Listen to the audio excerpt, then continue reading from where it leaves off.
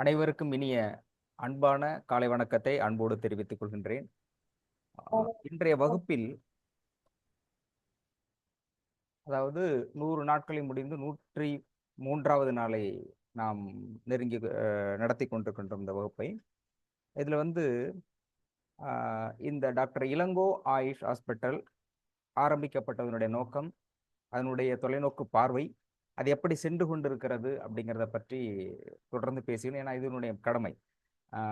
எப்படி ஆரம்பிக்கப்பட்டது அப்படிங்கிறது அதில் முக்கியமாக இன்றைக்கு அமாவாசை அப்படிங்கிறதுனால அமாவாசைக்கு உபவாசம் ஒரு நாள், குறைந்தபட்சம் ஒரு நாள் முழுவதுமாக உண்ணாவிரதம் இருக்கணும். அப்படி முடியாதவர்கள் ஒருவேளையாவது உண்ணாவிரதம் இருக்க வேண்டும். உண்ணாவிரதம் இருப்பதற்கான நோக்கம், அடிப்படை நோக்கம் நிறைய நம்ம சொல்லிட்டு இருக்கோம்.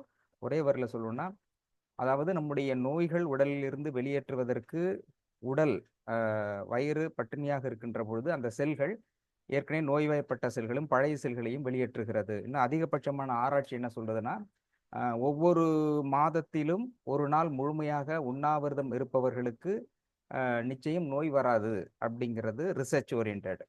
ஸோ நினைவூட்டுவதற்காக இந்த செய்தி. யாரெல்லாம் இருக்கலாம்னா எல்லாருமே இருக்கலாம். சிலர் அம்மா அப்பா இருக்கிறவங்க இருக்கலாமா அப்படிங்கிறத கேள்வி நிறைய பேருக்கு இருக்கு. அவர்களுடைய அம்மாவினுடைய தலைமுறையும் அப்பாவினுடைய தலைமுறையும் பிரார்த்தித்து நிச்சயமாக உண்ணாவிரதம் இருக்கலாம். உண்ணாவிரதம் இருக்கிறது அடுத்தவங்களுக்கு நினைக்கிறது நன்றி உணர்வு அப்படிங்கிறதையும் தாண்டி, யார் உண்ணாவிரதம் இருக்கிறார்களோ அவருடைய உடலும் மனமும் பரிசுத்தம் அடைவதற்கான மிகப்பெரிய வாய்ப்பாக இருப்பதுங்கிறது உண்ணாவிரதம். எனவே உண்ணாவிரதம் இருக்க வேண்டும் என்பது நம்முடைய அன்பான வேண்டுகோளாக இருக்கிறது. எல்லாருமே உண்ணாவிரதம் இருக்கலாம். குழந்தை ஒரு 10 வயது கடந்தவர்கள் எல்லாருமே உண்ணாவிரதம் இருக்கலாம். அந்த பழக்கம் அமாவாசையான உண்ணாவிரதம் இருக்கலாம் அப்படிங்க. ஏன் நம்ம அமாவாசையில் உணவு சாப்பிடும்போது ஏற்கனவே டிசீஸ் இருக்குதுன்னா அது அக்ரிவேட் ஆகுது. டிசீஸ் மனம் எதுவாக இருந்தாலும் அக்ரிவேட் ஆகும்போது ஆக்சுவலி பார்த்தீங்கன்னா கடலில் பொங்குகின்ற சூழல் இருக்கும். கடல்லாம் தண்ணி பொங்கும், அது நிறைய பேருக்கு தெரியும். அப்போது உடம்புல இருக்கிற அணுக்கள் ஆற்றல் அக்ரிவேட் ஆகுது அப்படிங்கும்போது அதே மாதிரி நோய்களும் அக்ரிவேட் ஆகும். அப்போது இந்த நேரத்தில் உணவு எடுக்காமல் பசியோடு இருக்கின்ற பொழுது ஏற்கனவே இருக்கின்ற அந்த நெகட்டிவ் செல்ஸ் எல்லாமே அழிக்கப்படும். அதனால உண்ணாவிரதம் இருக்கலாம், உண்ணாவிரதம் இருங்கள் அப்படிங்கிறது நம்முடைய மீண்டும் கோரிக்கையாக வைக்கிறோம், வேண்டுகோளாக வைக்கிறோம். அப்புறம் இன்னும் சில விஷயங்கள்னா, வழக்கமாக சொல்றது டாக்டர் சீக்கிரம் கொடுக்கல அப்படிங்கிறது. இந்த இடத்துல இன்னும் ஒரு செய்தியை என்னுடைய தனிப்பட்ட முறையில் நான் வைக்கிறது உண்மையான செய்தியும் கூட. டாக்டர் இளங்கோ ஆயுஷ் ஹாஸ்பிட்டலில் கொடுக்கின்ற சிகிச்சை மாதிரி உலகத்தில் எந்த இடத்திலும் யாராலும் கொடுக்கவே முடியாது. ஏன் அப்படின்னு சொன்னா, நான் இங்க இருக்கிறதுனால அப்படி சொல்லல, இருக்கிறதுனாலையும் சொல்றேன். எதுக்காக அப்படின்னு சொன்னா, அதாவது நீங்க டாக்டர்கிட்ட போனீங்கன்னா, மற்ற எந்த ஹாஸ்பிட்டல் போனீங்கன்னா அதுக்கான மருத்துவம் கொடுக்கப்படுகிறது, மருத்துவ சிகிச்சை கொடுக்கப்படுகிறது, மருந்துகள் கொடுக்கப்படும், நோய்கள் குணமாகும். குணம் இங்கே மட்டும்தான் ஆகுதுன்னு இல்லை, உலகத்தில் எங்கே போனாலும் எல்லா ஹாஸ்பிட்டலும் அதுக்கு தான் வச்சுருக்காங்க, அதில் சரியாகும். அதே மாதிரி பொருளாதார பிரச்சனைகள் அப்படிங்கும்போது சில கவுன்சிலிங், ரிலேஷன்ஷிப் பிரச்சனை அப்படின்னா அது அதுக்குமான சென்டர் இருக்குது, அங்கே போய் பண்ணிக்கலாம். பட்டு மற்ற எந்த இடத்திலும் இல்லாத ஒரு தனித்தன்மை இந்த இடத்துல என்ன இருக்குது அப்படின்னு சொன்னால், இந்த இடத்தில்தான் உங்களுடைய கர்மாவை கழித்து அதன் பிறகு உங்களுக்கு தேவையானதை கொடுப்பதற்கான ஒரே இடம் இதுவாக தான் இருக்கும். அது ஆக்சுவலி கோயிலில் தான் அப்படி நடக்கும்.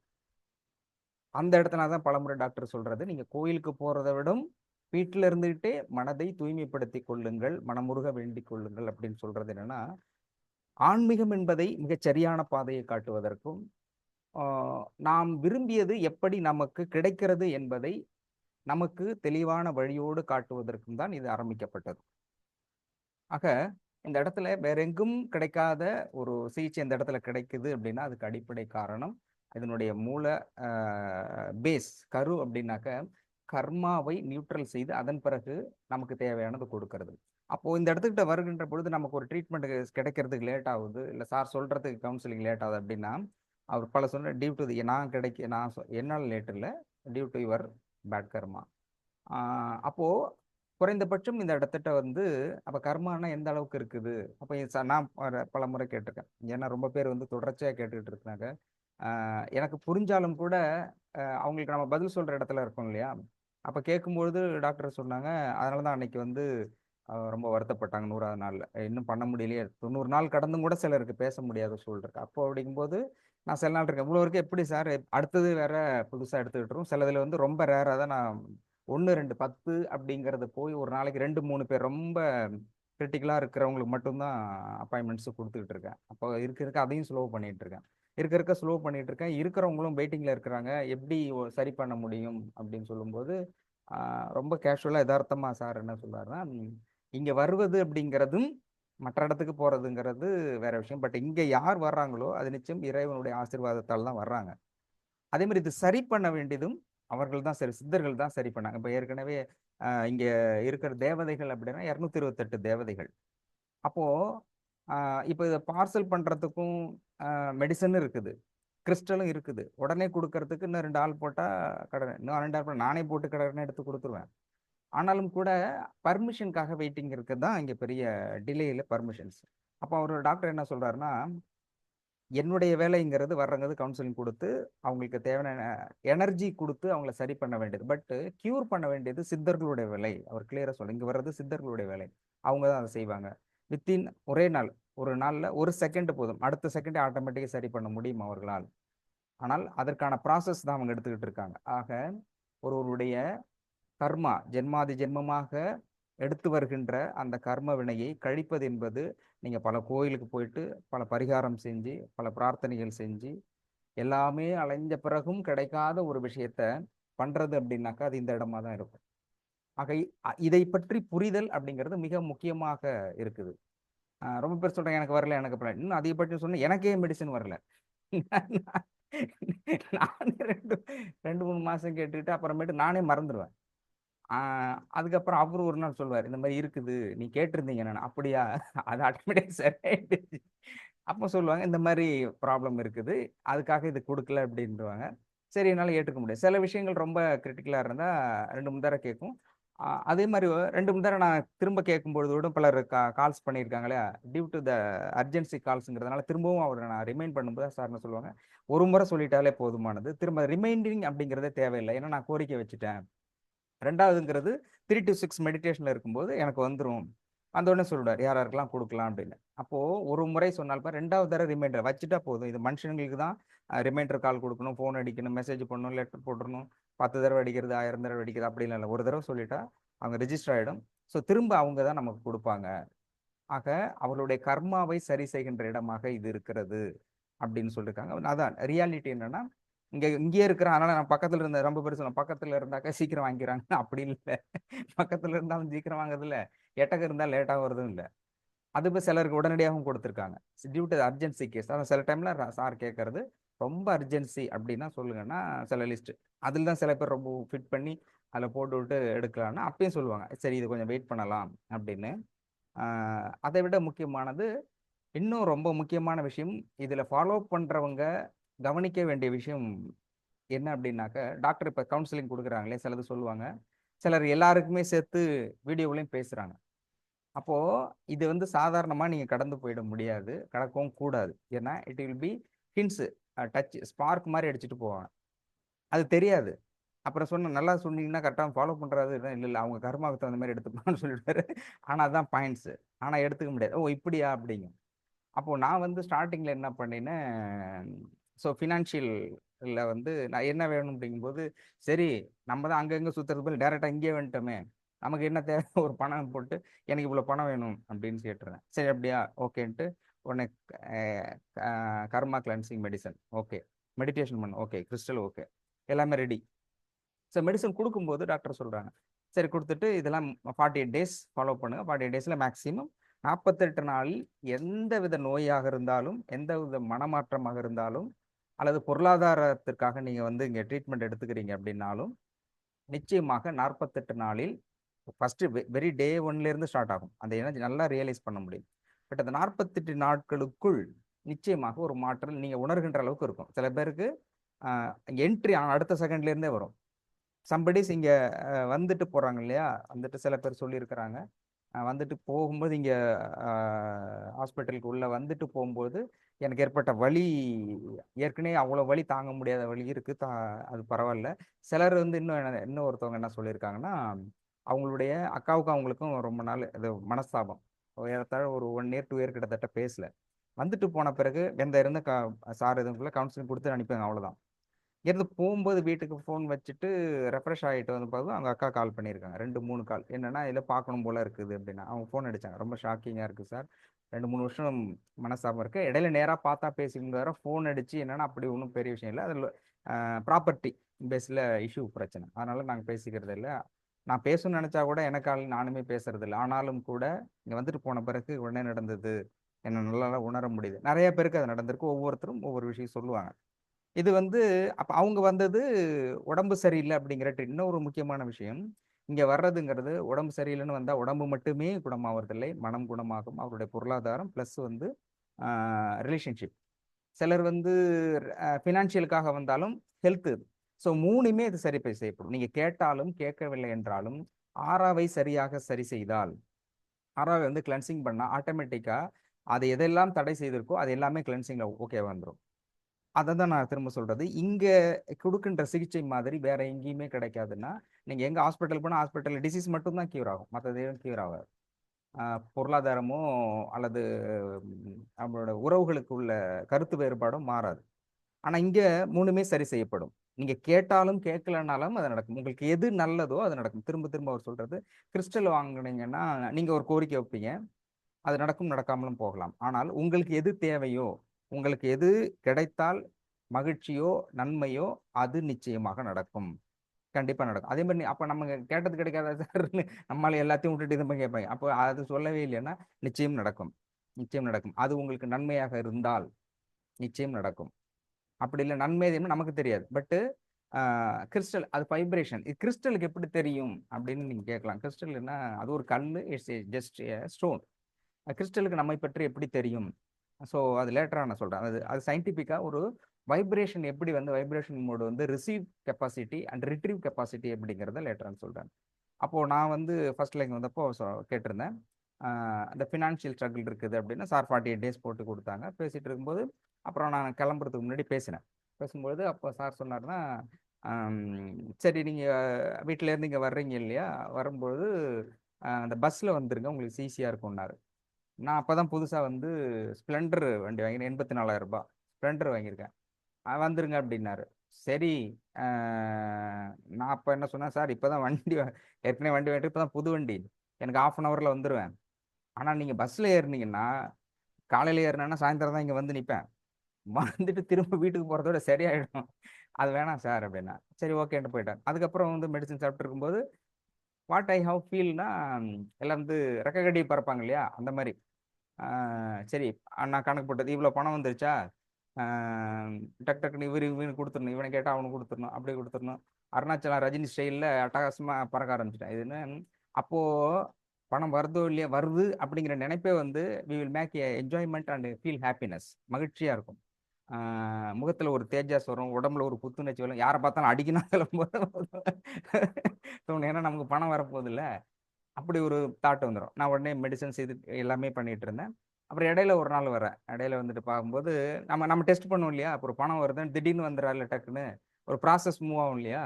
இடையில வந்து ஒரு 20, 25 நாள்ல திரும்ப வந்து கேட்குறேன், சார் இது எப்படி? டெய்லி மீட் பண்ணுவேன்.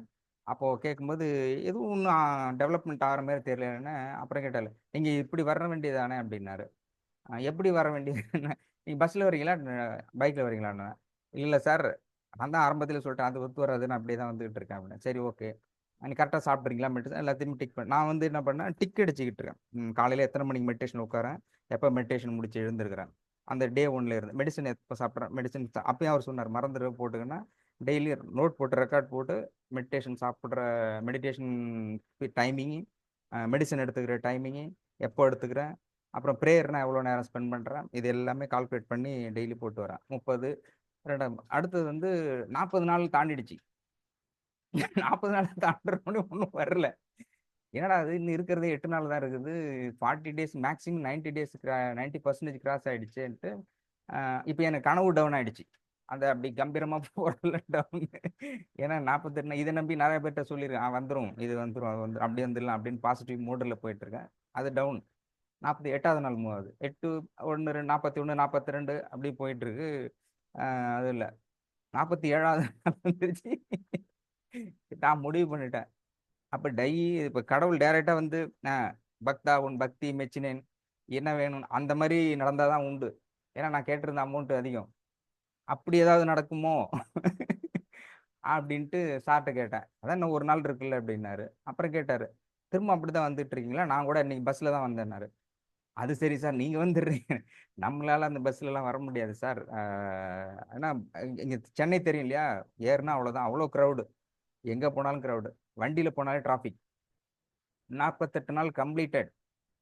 ஆனாலும் ஒண்ணும் ஆகல. அப்படியே இருக்குது. சரின்ட்டு 40 நான் சரி ஒருவேள கணக்கெல்லாம் திரும்ப திரும்ப போட்டு பார்த்தேன். 1, 2, 3, 4ன்னு. ஆக்சுவலி கால்குலேட்டர்ட்ட பண்ணும் வாரா வாரம்ன்னு. 1, 2, 3ஆ எண்ணிட்டு இருக்கேன். ஒருவேள நம்பர் மிஸ் ஆயிடுச்சா? 48 நாளா காணோமேன்னு. திரும்பவும் பார்த்தா 48 நாள் ஓவர் 43 சரி எதுக்கு 2 நாள் எக்ஸ்ட்ரா குடுப்போம். ஒரு கடவுள் பிரார்த்தத்துல 2 நாள் குறைச்சிட்டாங்கன்னா என்ன பண்றது? அப்படின்ட்டு 2 நாள் 48, 50 நாள் ஆகுதுன்ட்டு அப்புறம் சார்ட்ட கேட்டேன். சார் நீங்க சொன்னீங்க எல்லாமே நான் அடிச்சேன். கரெக்ட்டா பண்ணிட்டு இருக்கேன். நீங்க சொல்றத அப்படியே ஃபாலோ பண்ணிட்டு இருக்கேன். ஆனாலும் கூட எனக்கு வந்து நீங்க சொன்ன மாரி ஃபினான்ஷியல் வரலையே! அப்படின்னு கேட்டேன். அப்புறம் என்ன சொன்னாருன்னா, நான் உனக்கு இடையில வந்து பஸ்ல வா, பஸ்ல வான்னு சொல்லிட்டு இருந்தேனே. பஸ்ல வந்தியா? அப்படின்னாரு. நான் சொன்னேன். நான் தான் திருப்பி சொன்னேனே சார், நான் வண்டி புதுசா வாங்கியிருக்கேன். வண்டி புதுசா வாங்கியிருக்கேன்னு. நான் எதுக்கு பஸ்ல வரணும்? அப்படின்னு. அப்போ சொன்னாரு. அ அதாவது உங்களுக்கு இந்த டைமிங்ல ப்ராப்ளம் அப்படிங்கிறது பெரிய அளவில் பொருளாதாரத்துல மாற்றம் அப்படிங்கிறது கிடையாது. ஆஸ் பெர் கர்மா உங்களுக்கு அப்படி ஒரு வேளை ஒரு வாய்ப்பு வந்தாலும் அது அனுமதிக்காது. ஆனால் நீங்க இந்த மெடிசின் சாப்பிடும்போது அதையும் மீறி உங்களுக்கு ஒரு விஷயம் நடக்கணும் அப்படின்னா, அதுக்காகத்தான் இந்த இதுவும் குடுத்துருக்கேன். குடுத்துட்டு நீங்க என்ன செய்யணும் அப்படிங்கிறத ஓரலா சொன்னது பஸ்ல வாங்கன்னேன். அதான் பஸ்ல வர்றதுக்கு இதுக்கு என்ன சம்மந்தம் இருக்கு? சப்போஸ் பணம் வேணும்னா, நீங்க பேங்க்குக்கு போங்க, செக் போடுங்க. இப்படி ஏதாவது சொன்னா கரெக்ட்டா இருக்கும். இல்லன்னா யார 6வது காட்டி, இந்த ஆள்ட்ட போங்க, இதுல குடுங்க, கேளுங்கன்னா இருக்கும். பண ரீதியா போனா தானே கரெக்ட்டா இருக்கும். பணத்துக்கும் பஸ்ஸுக்கும் சம்மந்தம் இல்லையே! அப்டின்னேன். அப்போ அவரு சொன்னாரு, "இல்ல, இல்ல சம்மந்தம் இருக்கு." ஏன் அப்டின்னா, எப்ப சொல்ல முடிஞ்சதுக்கு அப்புறம் 50 நாள் கழிச்சு, ஆ நம்ம நண்பர் ஜெகதீஷன் இருக்காரு. He is long travel more then 14 years குடும்ப நண்பராக இருக்கும். அது மாரி வனிதா மேடம் இருக்காங்க சிஸ்டர். அவங்களுக்கு தெரியும்னு நெனைக்கிறேன். அண்ட் ஏற்கனவே டாக்டர் ஒருத்தவங்க ஒர்க் பண்ணிட்டு இருந்தாங்க. அவங்களுக்கு ஷி நோ வெரி வெல். அவங்களும் நோட் பண்ணிக்கிட்டு தான் இருக்காங்க. சரி என்னதான் நடக்குது பார்க்கலாம்னு. அப்புறம் சார் சொன்னாரு, "இது மாரி சொன்னேனே" அப்படின்னு. பஸ்ல வர சொன்னேனே. சரி பஸ்ஸுக்கு இதுக்கு என்ன சார் சம்மந்தம்? நான் பஸ்ல வரல. பட் ஆனா வண்டி வந்துட்டு தானே இருக்கேன் அப்படின்னேன். அப்போ அவரு சொன்னாரு, "உங்களுக்கு பொருளாதார ரீதியாக பண வரவுக்கான வாய்ப்பு கிடையவே கிடையாது. ஆனால் ஏன் பஸ்ல வர சொன்னேன் அப்படின்னா, அவருக்கு தெரியும். ஏன்னா, புது வண்டி வாங்கும்போது தெரியும். சார் சொன்னதுக்கு பிறகு தான் நான் வண்டி எடுத்தேன். ஆ ஸோ அவரோட பிளெஸ்ஸிங்க்கு அப்புறம் தான் வண்டி மூவ் பண்ணேன். நல்லா தெரியும் வண்டி இருக்குன்னு அவருக்கு தெரியும். அப்போ அவரு சொன்னாரு, ஆ இப்போ நீங்க தொடர்ச்சியாக அவர் சொன்னாரு, இது மாரி 1 மந்த்து வண்டி எடுத்துக்கிட்டு 1 மந்த்து பஸ்ல வாங்க அப்படின்னு தான் சொன்னாரு. 1 மந்த்துக்கான அட்டை வாங்கிக்கிங்க. பஸ்லயே வாங்கன்னு தான் 3 தடவ சொன்னாரு. நமக்கு செட் ஆகாதுங்கிறதுனால நான் வரல.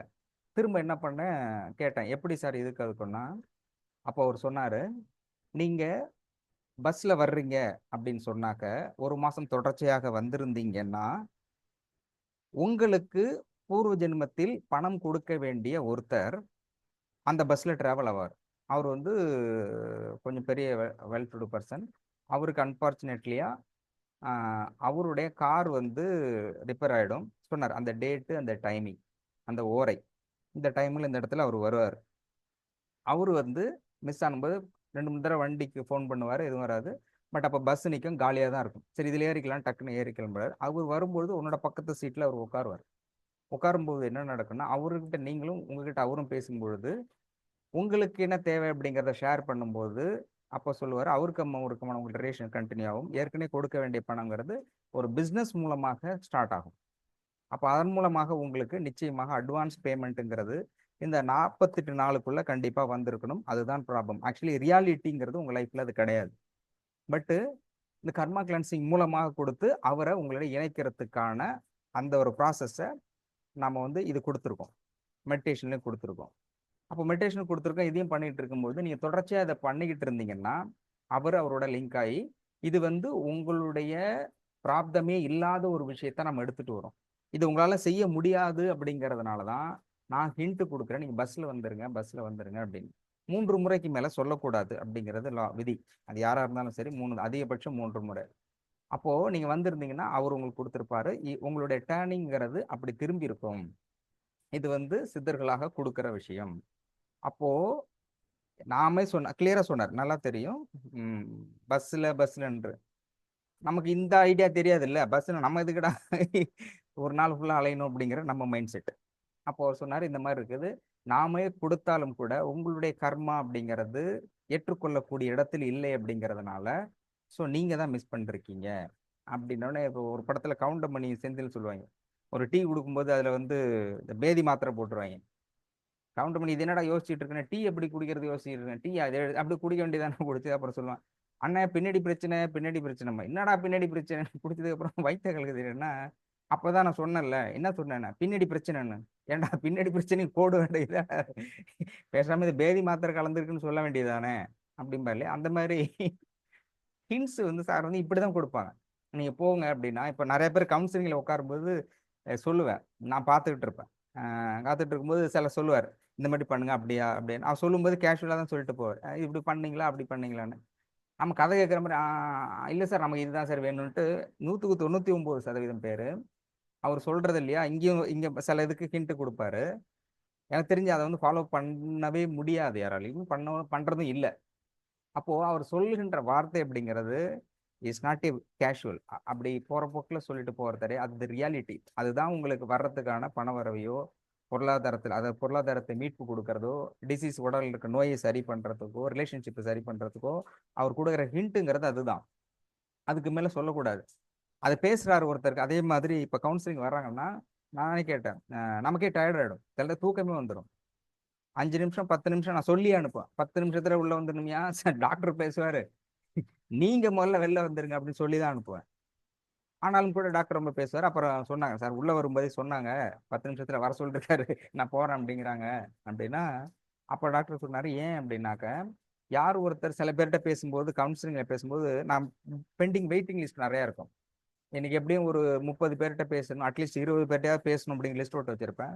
அதிகபட்சம் 3 பேர் 4 பேருக்கு மேல தாண்டாது ஒரு நாளைக்கு. 5 பேர் அதிகபட்சம் ஹைலைட்டர் 5 6. எனக்கு தெரிஞ்சு 6க்கு மேல போனதே இல்லை.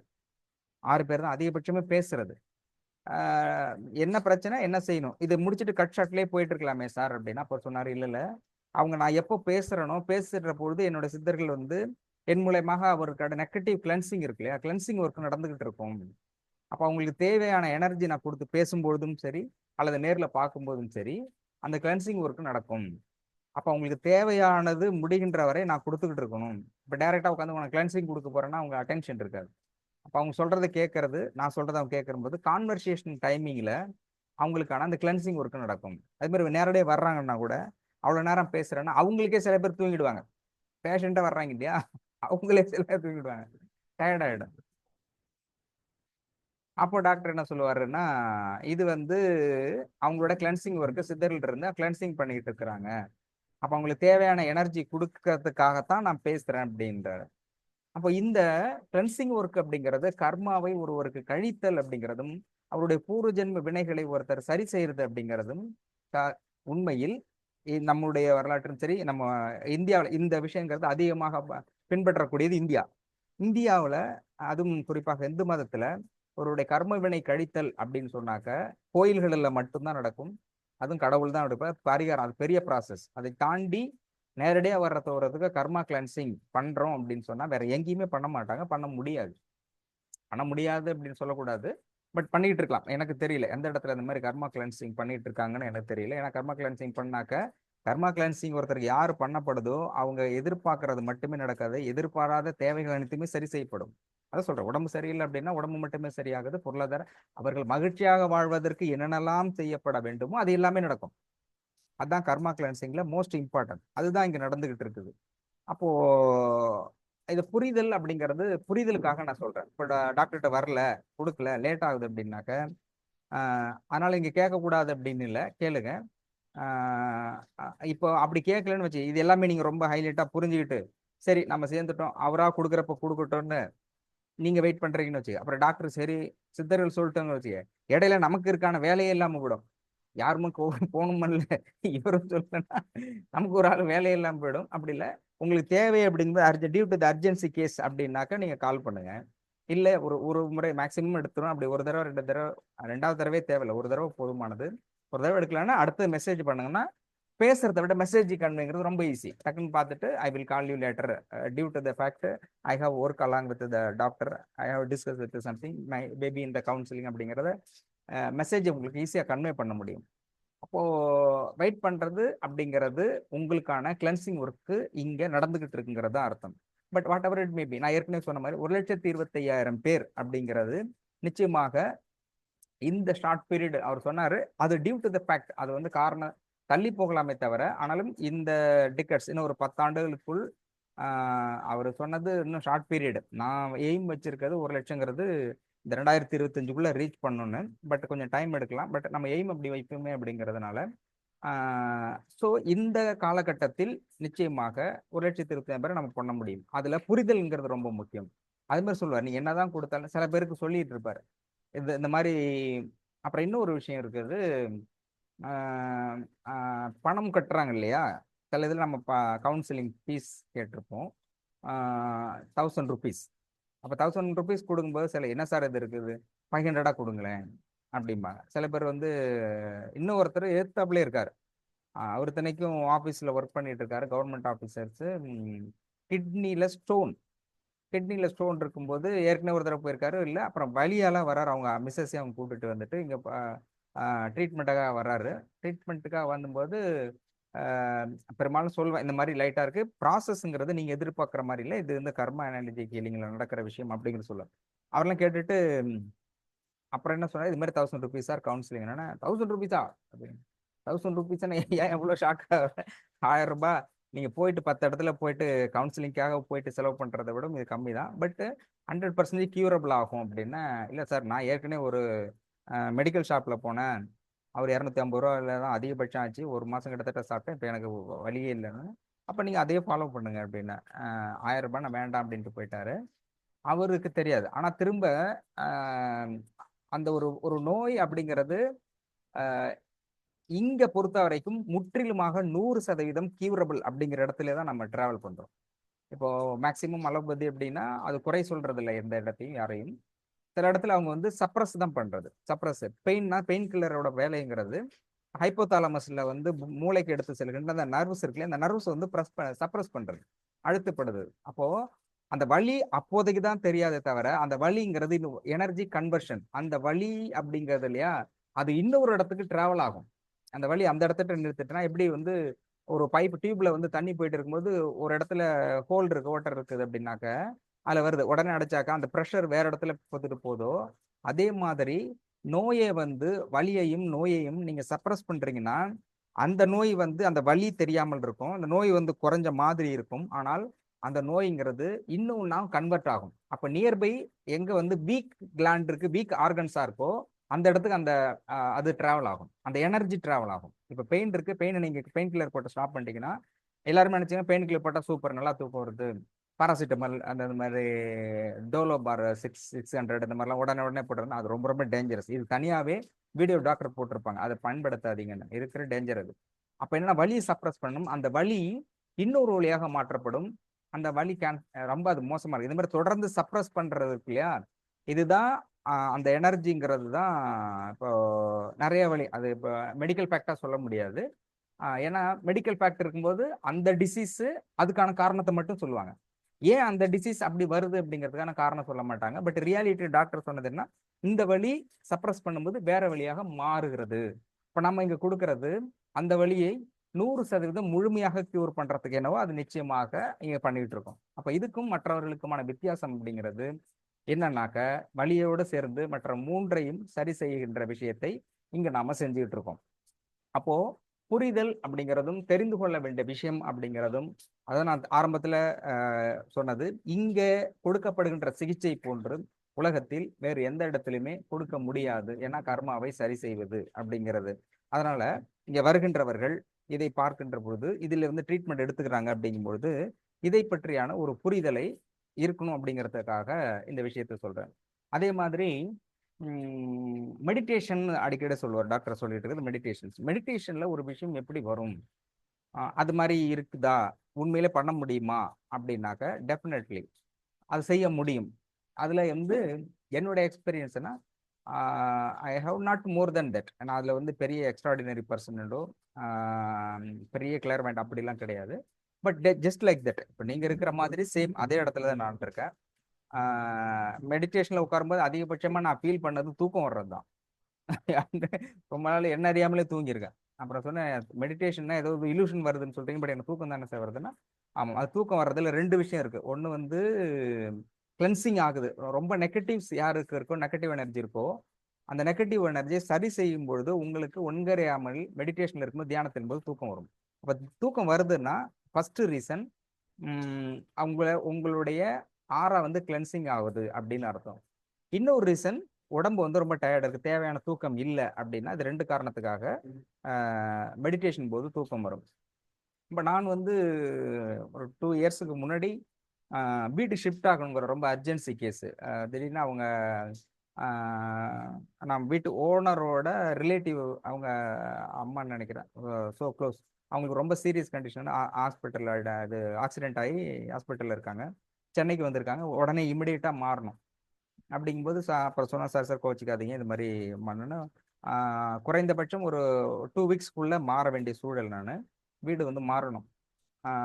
அப்போ நான் பார்த்த இடத்துல அந்த மாதிரி தெரியல, ஏன்னா வாஸ்து சிலது பார்க்க வேண்டிய சூழல் இருந்ததுனால அந்த மாதிரி பார்க்கும்போது சரியான வீடு அமையல. வாஸ்து கரெக்டா தப்பா அப்படின்னாக்க யாருக்கிட்ட பார்க்குறோமோ அதை பொறுத்து அது தப்பு சரி.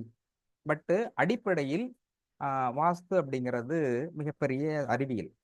எனக்கு தெரிஞ்சு வாஸ்துவும் சரி ஜாதகமும் சரி ரெண்டுமே முழுமையான அறிவியல், முழுமையான அறிவியல். ஆனால் அதை சொல்லக்கூடியவர்கள் அப்படிங்கிறது 100%க்கு 99% அந்த அளவிற்கு முழுமையாக தெரிந்து அதை அறிவியலின்படியோ அல்லது ஆன்மீகத்தின்படி மிக சரியாக கணிக்கக்கூடியவர்கள் 99% இல்லை. அவங்கவுங்க அந்தந்த சுச்சுவேஷனுக்கு தகுந்த மாதிரி பை த எக்ஸ்பீரியன்ஸ், அவங்களோட எக்ஸ்பீரியன்ஸுக்கு தகுந்த மாதிரி தான் சொல்லுவாங்க. பட் ரியாலிட்டியா ஒரு ஒரு நான் ஏற்கனவே பாலசுப்ரமணியன் ஒரு அஸ்ட்ராலஜி முதல்ல சந்திச்சேன். அவர் எனக்கு தெரிஞ்சு நான் சந்தித்த மிகப்பெரிய அஸ்ட்ராலஜர் அவர் தான். ஏன்னா அவர் சேலஞ்ச் எந்த இடத்துல இருந்தாலும் அவர் அஸ்ட்ராலஜி ஜோதிடத்தை குறிக்கிறாருன்னா கையெழுத்து போடுவார். பாண்டர் ஷீட்ல போட்டு கையெழுத்து போடு, இது இந்த இடத்துல நடந்தே தீரும். ஒருவேளை ஜாதகம் கொடுக்கறதுல டேட்டு டைமிங் தப்பா இருக்குது அப்படின்னா கூட அவரே சொல்லிடுவார், இது இந்த டேட்டுங்கிறது தப்பு, டைமிங்கிறது தப்பு. அப்பதான் சில கொஸ்டின்ஸ் கேட்பார். நீங்க உங்களுடைய தொழில் சார்ந்தது, உங்களுடைய உறவுகள், திருமணம், 2 3 ஒரு 10 15 கொஸ்டின் கிட்டத்தட்ட கேட்பார். அந்த கொஸ்டின் எல்லாமே நீ கரெக்டா சொல்லிட்டா டேட் ஆஃப் பர்த் டைமிங் அவர் சொல்லிடுவார். அது ரொம்ப அதுல எனக்கு உடன்பாடு இல்லை. அந்த ஆரம்ப காலகட்டத்துல முதல்ல அவர்கிட்ட தான் நம்பினேன். வெரி பின் பாயிண்டா துல்லியமா கணிக்கக்கூடியவர்.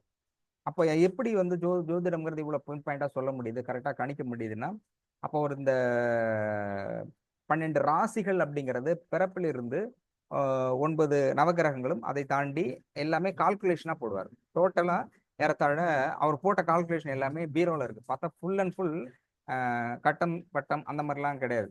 அவர் ஃபுல் அண்ட் ஃபுல் கால்குலேட், அவர் ஃபுல்லா கால்குலேட் போடுவார். ஏறத்தாழ ஒருத்தருக்கு பார்க்கறதுனா ஒரு நாள் முழுமையா எடுத்துப்பார்.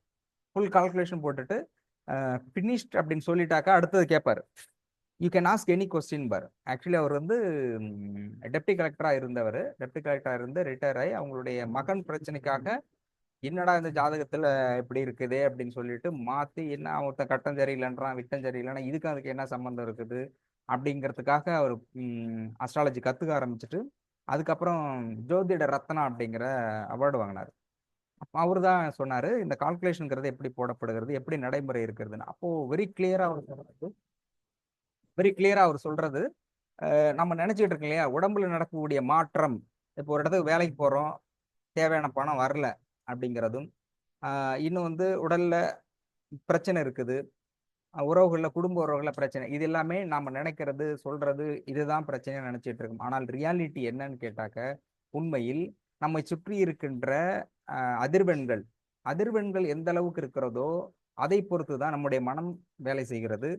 அதை பொறுத்து தான் மனம் எப்படி இருக்கோ அதை பொறுத்து தான் உடல் மாறுகிறது. அப்ப அடிப்படை காரணம் உடல்நிலை சரியில்லை அப்படிங்கிறதுக்காகவும், உடல்நிலை ஒருத்தர் சரியில்லைனாலும், பொருளாதார பிரச்சனை அப்படிங்கிறதுனால இருந்தாலும், குடும்ப உறவுகள்ல சரியான புரிதல் இல்லை, யாராலும் சரி, மருமக மாமியார் மற்ற எந்த ஒரு ரிலேஷன்ஷிப்பும் சரியில்லை அப்படின்னாக்க அதுக்கு அடிப்படை காரணம் அவர்களுடைய ஆறா. அதுதான் சொல்றது, ஆறா அவர்களுடைய அதிர்வெண் அலைநீளம் இது சரியில்லைன்னு அர்த்தம். நீங்க அதை சரி செய்தால் இதை சரி செய்ய முடியும். அதைத்தான் அவர் சொல்லியிருந்தாரு கால்குலேஷன்ல. 9 நவகிரகங்கள் இருக்கு இல்லையா, அந்த நவகிரகங்களோட டிஸ்டன்ஸ், அதோட எனர்ஜி, அது எனர்ஜி ஃபீல்டு ஃபுல்லாக அருமை. அது ஃபுல் அண்ட் ஃபுல் அமெரிக்கன் சயின்ஸில் பாமாலஜி அட்டகாசமாக இருக்கு. அவ்வளோ புக்ஸ் ரெஃபர் பண்ணுவார். ரெஃபர் பண்ணிட்டு அவர் போட்டு இந்த கால்குலேஷன், இந்த எனர்ஜி, அப்போது எனர்ஜியை நீங்கள் சரி பண்ணீங்கன்னா ஆட்டோமேட்டிக்காக அதை சரி செய்ய முடியும். இப்போ எனர்ஜி சரி பண்ணக்கூடிய வேலை இருக்கு இல்லையா, அப்போ ஆற்றலை சரி செய்யக்கூடாது. ஆற்றல் மாறா கோட்பாடுல ஆற்றலை சரி செய்யறதுங்கிறதுல முக்கியமான விஷயம் என்னன்னா, ஃபர்ஸ்ட் இந்த மன்னிப்பு கேட்கறது இருக்கு, அந்த டெடிகேட்டட் ஹோல் ஹார்ட்டட் டெடிகேட்டட் மன்னிப்பு கேட்கறது, கிராட்டிடியூட், நன்றி உணர்வு, சர்வீஸ், தர்மம் செய்யறது, இந்த மாதிரியான மனநிலை இருக்கு இல்லையா, மனநிலைங்கிறது உயர்ந்தபட்ச ஃப்ரீக்குவன்சி இருக்குது. அந்த ஃப்ரீக்குவன்சி இருக்கும்பொழுது ஆட்டோமேட்டிக்காக அது தொடர்பான வேலைகள் உடலில் மாற்றம் நடக்கிறது. அந்த உடலில் மாற்றம் நடக்கின்ற பொழுது ஆட்டோமேட்டிக்காக நோய் சரியாகிறது. ஃபார் எக்ஸாம்பிள், இப்போ கல்லீரல் இருக்க ஒருத்தர் வந்து கோபமா பேசுறாரு அப்படின்னாக்க கல்லீரல் ஆக்சுவலி ஹீட் ஆகும். கல்லீரல் ஹீட் ஆகும்னா கல்லீரல் தொடர்பான டிசீஸ்ல உடம்புல என்னென்ன இருக்கோ அதுக்கு அந்த ரியாக்ஷன் நடக்கும். சப்போஸ் அதுக்கு நீங்க மெடிசன் எடுத்துக்கிறீங்க அப்படின்னா அப்போ சப்ரஸ் ஆகும், அது வேற இடத்துல போகும். இன்னொன்று என்ன பண்ணா, ஹீட் ஆகும்போது அதை கோவத்துல வெளியில பேசுவாங்க, கோவமா பேசுவாங்க. அந்த பர்சன்ஸுக்கு கல்லீரல் பாதிக்கப்பட்டவங்க கோவமா பேசுவாங்க. கண்ணுலாம் சிவக்கும் இல்லையா, அந்த மாதிரி கேரக்டர்லாம் வரும். அப்போ கோவமா பேசும்போது டிசீஸுங்கிறது கட்டாயம், அது வாயில வார்த்தைகளாக வருகிறது, வார்த்தை ரிலேஷன்ஷிப் கட்டாகும். அதே மாதிரி பொருளாதாரத்தை ரொம்ப பாதிக்கும் அது. அப்போ எல்லாமே ஒரு புறம் நம்ம வந்து உடல் ரீதியாக நம்ம ஒரு விஷயத்த பார்க்குறோம், இன்னொன்று வந்து ஃப்ரீக்குவன்சி அதிர்வெண்களாகவும் சக்தி அலைகளாகவும் பார்த்தோன்னாக்க அதுதான் நம்மை இயக்குகிறது அப்படிங்கிறது வெரி தெளிவாக தெரிகிறது. அப்போ இந்த விஷயங்கள் நம்மை சுற்றி நடக்க, அதனாலதான் சித்தர்கள் சொல்றது அண்டத்தில் உள்ளது பிண்டம், பிண்டத்தில் உள்ளது. அப்போ நீங்க இதை சரி செய்யணும், உடலை நீங்க சரி செய்யணும்னா மருந்து அப்படிங்கிறது இன்ஸ்டன்ட், உடனே தேவை அப்படிங்கிறது தான். அப்ப டே பை டே உங்களை நீங்கள் சரி செய்து கொள்ள வேண்டும். அப்படி என்றால் மனதை சரி செய்து கொள்ள வேண்டும். மனதை சரியாக வைத்துக் கொள்ளுதல் அப்படிங்கிறது நல்ல எண்ணங்கள், நல்ல அலைகள். அப்ப நான் வந்து ஃபர்ஸ்ட் மெடிடேஷன்ஸ்ல சொன்னேன் இல்லையா, என்னுடைய ப்ராக்டிஸ்ல மெடிடேஷன் இருக்கும்போது சார் வந்து சொன்னாங்க, நான் ரொம்ப வருஷமா ட்ரை பண்ண அப்படி இல்லூஷன் ஃபேக்டை வந்து ரிசீவ் பண்ணியும் கரெக்டா எக்ஸிக்யூட் பண்றது நான் ரியாலிட்டியா என்ன நடக்குது அப்படிங்கிற சொன்னேன். அந்த அளவுக்கு பண்ண முடியல. 1 hour சரி சொல்றாரு அப்படிங்கிறதுக்காக மெடிடேஷன் மட்டும் பண்ணிட்டு இருந்தேன், தொடர்ச்சியா பண்ணிட்டு இருக்கேன், கண்டினியூவா பண்ணிட்டு இருந்தேன். பட் இந்த இடத்துல நீங்க வந்து அந்த ஒரு 2 வாரத்துல வந்து நான் சேஞ்ச் பண்ணணும் அப்படிங்கும்போது வாஸ்து பிரகாரம் இந்த இடத்துல இல்லை. அதே மாதிரி வாஸ்து பார்க்கறது ரொம்ப முக்கியமான ஒரு ஹிண்ட் மட்டும் சொன்னேன், தென்மேற்கு மூலையில வந்து கட் ஆகாம இருக்கணும். அந்த இடத்துல சம்பு வாட்டர் எதுவும் வைக்காதீங்க. ஏன்னா ரொம்ப மோசமான சம்பவங்கள் ஒரு வீட்டில் நடக்குதுன்னா அந்த இடத்துல கரெக்டா சொல்ல முடியும். ஏன்னா ஏற்கனவே வந்து ஒரு மியூசிக் டைரக்டரோட மகள் தற்கொலை செய்து கொண்ட விவகாரத்திலும் சரி, ஒரு அரசியல் தலைவர் வெற்றி படுகொலை செய்யப்பட்ட சம்பவத்திலும் சரி, அதே மாதிரி ஒரு புகழ்பெற்ற நடிகர் அவர் வீடு கட்டும்போது எதிர்பாராத மரணம் அடைந்த போதும் நான் உடனடியாக என்ன பண்ணேன், அவங்களுடைய வீட்டில் இருக்கிற வீடும் புதிதாக வீடு கட்டப்படுகின்ற பொழுது அந்த ப்ளூ பிரிண்ட்லயும் எப்படி இருக்குங்கிறத ஸ்கெட்ச் பார்த்தேன்.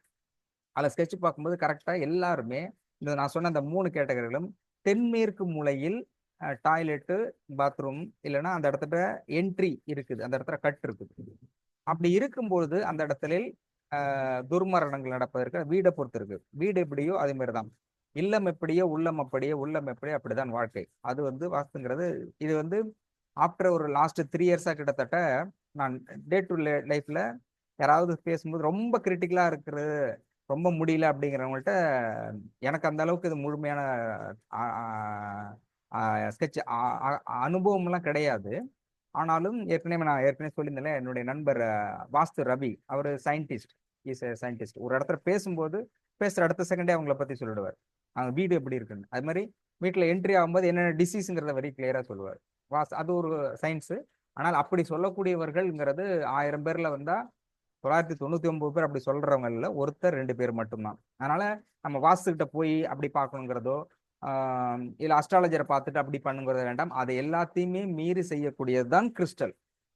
இது ரெண்டுமே நீங்க வாஸ்துக்கிட்ட போகணும் அப்படின்னாலோ இல்லை வந்து அஸ்ட்ராலஜிட்ட போகணுங்களோ அதை விட நீங்க ஒரு கிறிஸ்டல் வந்தீங்கன்னா கிறிஸ்டல் உங்களுக்கு அந்த விஷயத்த சரி செய்து கொடுத்து விடும். ஸோ இது மாதிரி இருக்கும்போது என்னுடைய மெடிடேஷன்ஸ்ல எப்படி வந்து நான் ரீச் பண்ண அப்படிங்கிறத நாளைக்கு சொல்றேன். சிப் டாக்டர் வந்துட்டாங்க, வகுப்பு தொடரும்.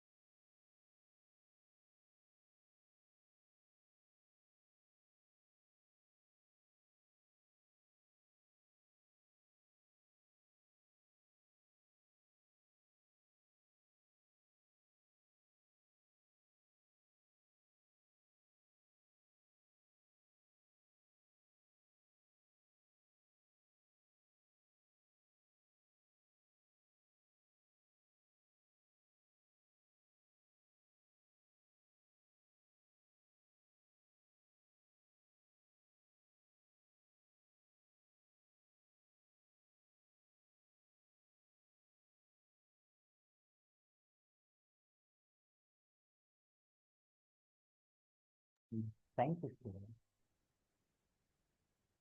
சொல்றது சொல்றேன்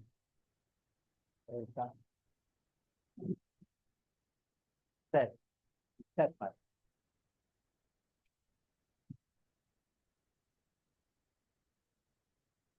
அனைவருக்கும் வணக்கம். வணக்கம் நல்ல சார். மழை பெஞ்சிட்டு இருக்கு, சரியான மழை, இடியோட கூடிய மழை. இது ஏசி ரூம்ல இருந்து நம்ம பேசணும்னா உங்களுக்கு அந்த டிஸ்டர்பன்ஸ் இருக்காது. பட் நம்ம ஏசி யூஸ் பண்ணக்கூடாது அப்படின்ற கான்செப்ட் இருக்கிறதுனால ஓப்பன்ல பேசுகிறோம். அட்ஜஸ்ட் பண்ணி கேட்டுக்கலாம். ஓகே. பொதுவாகவே வந்து இந்த மாதம் மழை ரொம்ப அதிகமாக இருக்கும். மழை வந்து இந்த ஆவணி மாதம் வந்து ரொம்ப அதிகமாக இருக்கும். சென்னையிலையும் ரொம்ப அதிகமாகவே இருக்கும். அதனால அதுக்கு தகுந்த மாதிரி யார் பிற்பாட எப்படி இந்த மழையை ஹேண்டில் பண்ணுறது பிற்பாடாக இருக்கும்போது இருந்துக்கோங்க. தமிழ்நாட்டிலையும் இருக்கும், சென்னையிலையும் இருக்கும். சென்னையில் அதிகமாக இருக்கும் இந்த வருஷம் மழை. இந்த மாதம் வந்து மழை அதிகமாக இருக்கும், பிற்பாடாக இருந்துட்டாங்க. ஓகே. அடுத்து வந்து இன்னைக்கு அமாவாசை பற்றி சொல்லியிருக்கோம். அமாவாசை வந்து எப்படி கும்பிடணும்னு தெரியும் உங்களுக்கு. அதனால அதுக்கு தகுந்த மாதிரி இன்னைக்கு மதியானம் 12 மணிலேருந்து நாளைக்கு மதியானம் 12 மணி வரைக்கும் அமாவாசை இருக்கு. ஸோ அமாவாசை ப்ரொசீடிங்ஸ் வந்து ஆஃப்டர் 12 o'clock நீங்கள் ஸ்டார்ட் பண்ணிக்கோங்க. ஓகேவா? அடுத்தது வந்து ஒரு சகோதரர் கேட்டிருக்காரு, சொல்லியிருக்காரு, ஒரு குழந்தை பிறந்த முதல் சில காலம் முன்ஜென்ம நினைவு இருக்கும், அதன் தோஷம் நீடிக்கும். அடுத்த 4 வருடம் தந்தை தோஷம் கழிக்கும், அடுத்த 4 வருடம் தாய் தோஷம் கழிக்கும் அப்படின்னு சொல்லி, இது உண்மையா ஐயான்னு கேட்டிருக்காரு. ஐயா வணக்கம். பெண்கள் தர்ப்பணம் தாராளமா கொடுக்கலாமா? தாராளமா கொடுக்கலாம். தவறு, அதாவது வந்து பெண்கள் தர்ப்பணம் கொடுக்க கூடாது அப்படின்னு மாதிரி ஒரு ஒரு தப்பான நடைமுறை கொண்டுட்டாங்க. பெண்கள் தர்ப்பணம் கொடுக்க கூடாது அப்படின்னு. கண்டிப்பா கொடுக்கலாம், தவறே கிடையாது. அதாவது வந்து அது பாரம்பரியமா சில தவறுகளே பண்ணிட்டு வந்துட்டாங்க, கண்டினியூஸா அப்படி பண்ணிட்டு வந்துட்டாங்கன்னா, நம்ம புதுமையா ஒரு விஷயம் பண்றோம் அப்படின்னா அது எல்லாரும் ஒரு மாதிரியே தான் பார்ப்பாங்க. பட் நமக்கு ஒரு செல்ஃப் கான்ஃபிடன்ஸ், நம்ம கரெக்டா வந்து இறைக்கட்டளைகளை வந்து நம்ம சரியா ஃபாலோ பண்றேன், நம்ம சரியா கரெக்டா சொல்றோம், நமக்கு சரியான கைடன்ஸ் இருக்காங்க, கரெக்டா கைட் பண்றாங்க அப்படின்ற மாதிரி கரெக்டா நம்பிக்கை இருந்து நம்ம கரெக்டா பண்ணா பெண்கள் தாராளமாக தர்ப்பணம் செய்யலாம், தவறு இல்லை. அதே மாதிரி நம்ம ஏற்கனவே வகுப்புல சொல்லியிருக்கோம், அப்பா அம்மா இருக்கும்போது தர்ப்பணம் கொடுக்கக்கூடாது அப்படின்னு சொல்லுவாங்க. அது அறியாமை. அப்பா அம்மா இருக்கும்போது இப்ப இந்த பிறவியில அப்பா அம்மா இருக்காங்க, தர்ப்பணம் கொடுக்கக்கூடாது, ரைட்டு. அப்போ நாம இந்த அப்பா அம்மாவை தவிர இதுக்கு முன்னாடி பிறவிகள் நமக்கு ஒரு பிறவில அப்பா அம்மா இருந்திருக்காங்க இல்லையா, அவங்கள என்ன டீல் விட்டுருவோமா? நாம கொஞ்சம் யோசனை பண்ணி பாருங்க. இந்த பிறவியில அப்பா அம்மா, ரைட், ஓகே. இப்ப அப்பா அம்மா இருக்காங்க, அதனால அவங்களுக்கு திதி கொடுக்க வேண்டாம் அப்படின்னு சொல்றாங்க. நிறைய பேர் பயந்துருவாங்க. அதாவது ஏதாவது கொடுத்தா இவங்களுக்கு தான் ஆயிடுப்பான், இவங்க இறந்துருவாங்க அப்படின்னு. எல்லாரும் ஒரு நாள் இறக்க தான் போறோம். அந்த இறப்பை தாண்டி போகக்கூடிய லெவலுக்கு நம்ம டெவலப் ஆகல. அதனால எல்லாரும் இறந்தா போக போறோம். அது இறக்குறது வந்து எப்படி இறக்கணும்? கரெக்டா நம்மளுடைய கர்மாவெல்லாம் கரெக்டா கழிச்சிட்டு கரெக்டா அடுத்த பிறகு நல்ல குட் கர்மாவோட இறக்கணும். That is the proper way. மரணத்தை வந்து வரவேற்கணும், மரணத்தை வந்து அக்செப்ட் பண்ணிக்கணும். அது இன்னும் ஒரு நீங்க ஃபர்ஸ்ட் ஸ்டாண்டர்ட்ல இருக்கீங்க இல்லையா, ஒரு 4வது 5வது ஸ்டாண்டர்ட்ல வரும்போது நான் சொல்லி கொடுப்பேன் எப்படி இறக்கணும், எப்படி வந்து டெத்தை வந்து அலோவ் பண்ணணும், எப்படி வந்து நம்ம இறக்குறதுக்கு பிற்பாடா இருக்கணும் அப்படின்னு நம்ம சொல்லிக் கொடுக்க போறோம். பட் இதுதான் சார் காலங்காலத்தில் அபசகனமெல்லாம் பேசாதீங்கன்னு நினைக்காதீங்க. பட் அது வாழ்க்கையினுடைய அடிப்படை விஷயம். அபசகனமெல்லாம் கிடையாது. நெருப்புன்னு சொன்னா வாய்ஸ் விடாது. பட் இறக்குறத வந்து அது டோட்டலா நான் பேசுற மொழி, அது வந்து ஆகாத விஷயம், அது சூட்டபிள் ஆகாத விஷயம், அது வாயில பேச கூடாத விஷயம், கேட்கக்கூடாத விஷயம், நினைக்கக்கூடாத விஷயம் நினைக்கிறேன். அப்படிலாம் கிடையாது. It is a part of our life. It's a part of our life. இந்த லைஃபினுடைய எண்டு முடியும், அடுத்த லைஃப் பிகினிங் ஆக போகுது. அது மரணம் தான். அந்த மரணத்தை எப்படி இறக்கணும், எப்படி உயிரை விடணும், எந்த மாதிரி நான் பிற்பாடா இருக்கணும் அப்படின்னு நிறைய விஷயங்கள் இருக்கு. அதை பத்தி நான் பின்னாடி சொல்லிக் கொடுப்போம். பட் இப்ப இல்லை, இப்ப சொன்னா பயந்துருவீங்க. ஒரு அடுத்த ஸ்டாண்டர்ட் இன்னும் நல்ல பக்குவமான பிறகு ஒரு 2 வருஷம் கழிச்சு எனக்கு சொல்லிக் கொடுக்கும். அதுதான் ப்ராப்பர். அதை யாரும் சொல்லிக் கொடுக்குறது கர்மான ஜீலுங்க தான். எப்படி இறக்கணும் கூட சொல்லிக் கொடுக்கணும். எப்படி படிக்கணும், எப்படி சாப்பிடணும், எப்படி தூங்கணும், என்ன மாதிரி வாழணும்னாலும் நிறைய பேர் சொல்றாங்க. ஆனா உண்மையிலே சொல்றேன், யாருக்குமே தெரியல. எப்படி சாப்பிடணும்னு தெரியல, எப்படி தூங்கணும்னு தெரியல, எப்படி வாழணும்னு தெரியல. எல்லாம் தப்பாவே பண்ணிட்டு இருக்கும். காலையில இருந்து நைட் படுக்கிற வரைக்கும் தூக்கத்துலையும் கூட எல்லாம் தப்பு தான் பண்ணிட்டு இருக்கும். தன் தப்புகளை எல்லாம் எப்படி சரியா பண்ணணும்னா கர்மேனேஜிங்னு சொல்லி கொடுக்கும். இந்த தப்பெல்லாம் கரெக்டா சரி பண்ணிட்டு வந்தாலே கோயிலுக்கே போக வேண்டாம். ஒரு சாந்தின்னு ஒரு சகோதரி அனுப்பிச்சிருக்காங்க, அந்த கோயிலுக்கு போங்க, சாமி கும்பிடுங்க, மணி சத்தம், மேனிஃபெஸ்டேஷன் அப்படிலாம் போட்டு அனுப்பிச்சிருக்கோம். தப்பு இல்லை, கரெக்ட் இல்லை, அதெல்லாம் நல்ல சிஸ்டம், அதெல்லாம் நம்ம குறை எதுவும் சொல்லலை. பட் அந்த இடம் புனிதத்தன்மை இல்லைன்றது தான் விஷயம். கோயில்கள்லாம் அந்த மாதிரி புனிதத்தன்மை இங்கே இல்லை. முதல்ல கோயில்களில் வந்து டாய்லெட் இருக்கக்கூடாது. கோயில்களில் அந்த பாத்ரூம் டாய்லெட்லாம் இருக்கக்கூடாது.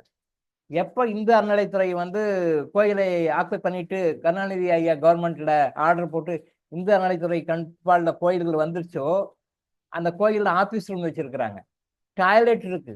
கோயிலில் வாஸ்துப்படி டாய்லெட் இருக்கவே கூடாது. அப்போ கோயில் மகத்துவம் அங்கே குறைஞ்சி போயிடுது. நீங்கள் அந்த கோயிலுக்கு போய் சுற்றிட்டு தான் என்ன வரும்? நிறைய நெகட்டிவ் வரும். இன்னைக்கு கோயிலில் வந்து ஏன் போக வேணான்னு சொன்னோம்னா, கோயிலுக்கு போய் நன்மைகளை கொண்டு வந்தவங்களை விட கோயிலுக்கு போய் தீமைகளை கொண்டு வந்தவங்க நிறைய பேர் இருக்கிறாங்க. அது ஃபியூச்சரில் சொல்லுவோம், எக்ஸாம்பிளோட சொல்லுவோம். ஒரு எக்ஸாம்பிளோட எந்த கோயிலுக்கு போய் என்ன ரொம்ப விலைக்கு வாங்கிட்டு வந்தாங்க, எந்த கோயிலுக்கு போய் எந்த சனியனை கூட்டிட்டு வந்தாங்க, எந்த கோயிலுக்கு போயிட்டு இல்லாத பிரச்சனை கொண்டு வந்தாங்கன்னு நம்ம எக்ஸாம்பிளோட சொல்லிக்கணும், விளக்கி சொல்லணும். அப்போ அப்படின்னா கோயிலுக்கு போகக்கூடாதா? கோயிலுக்கு போகணும்.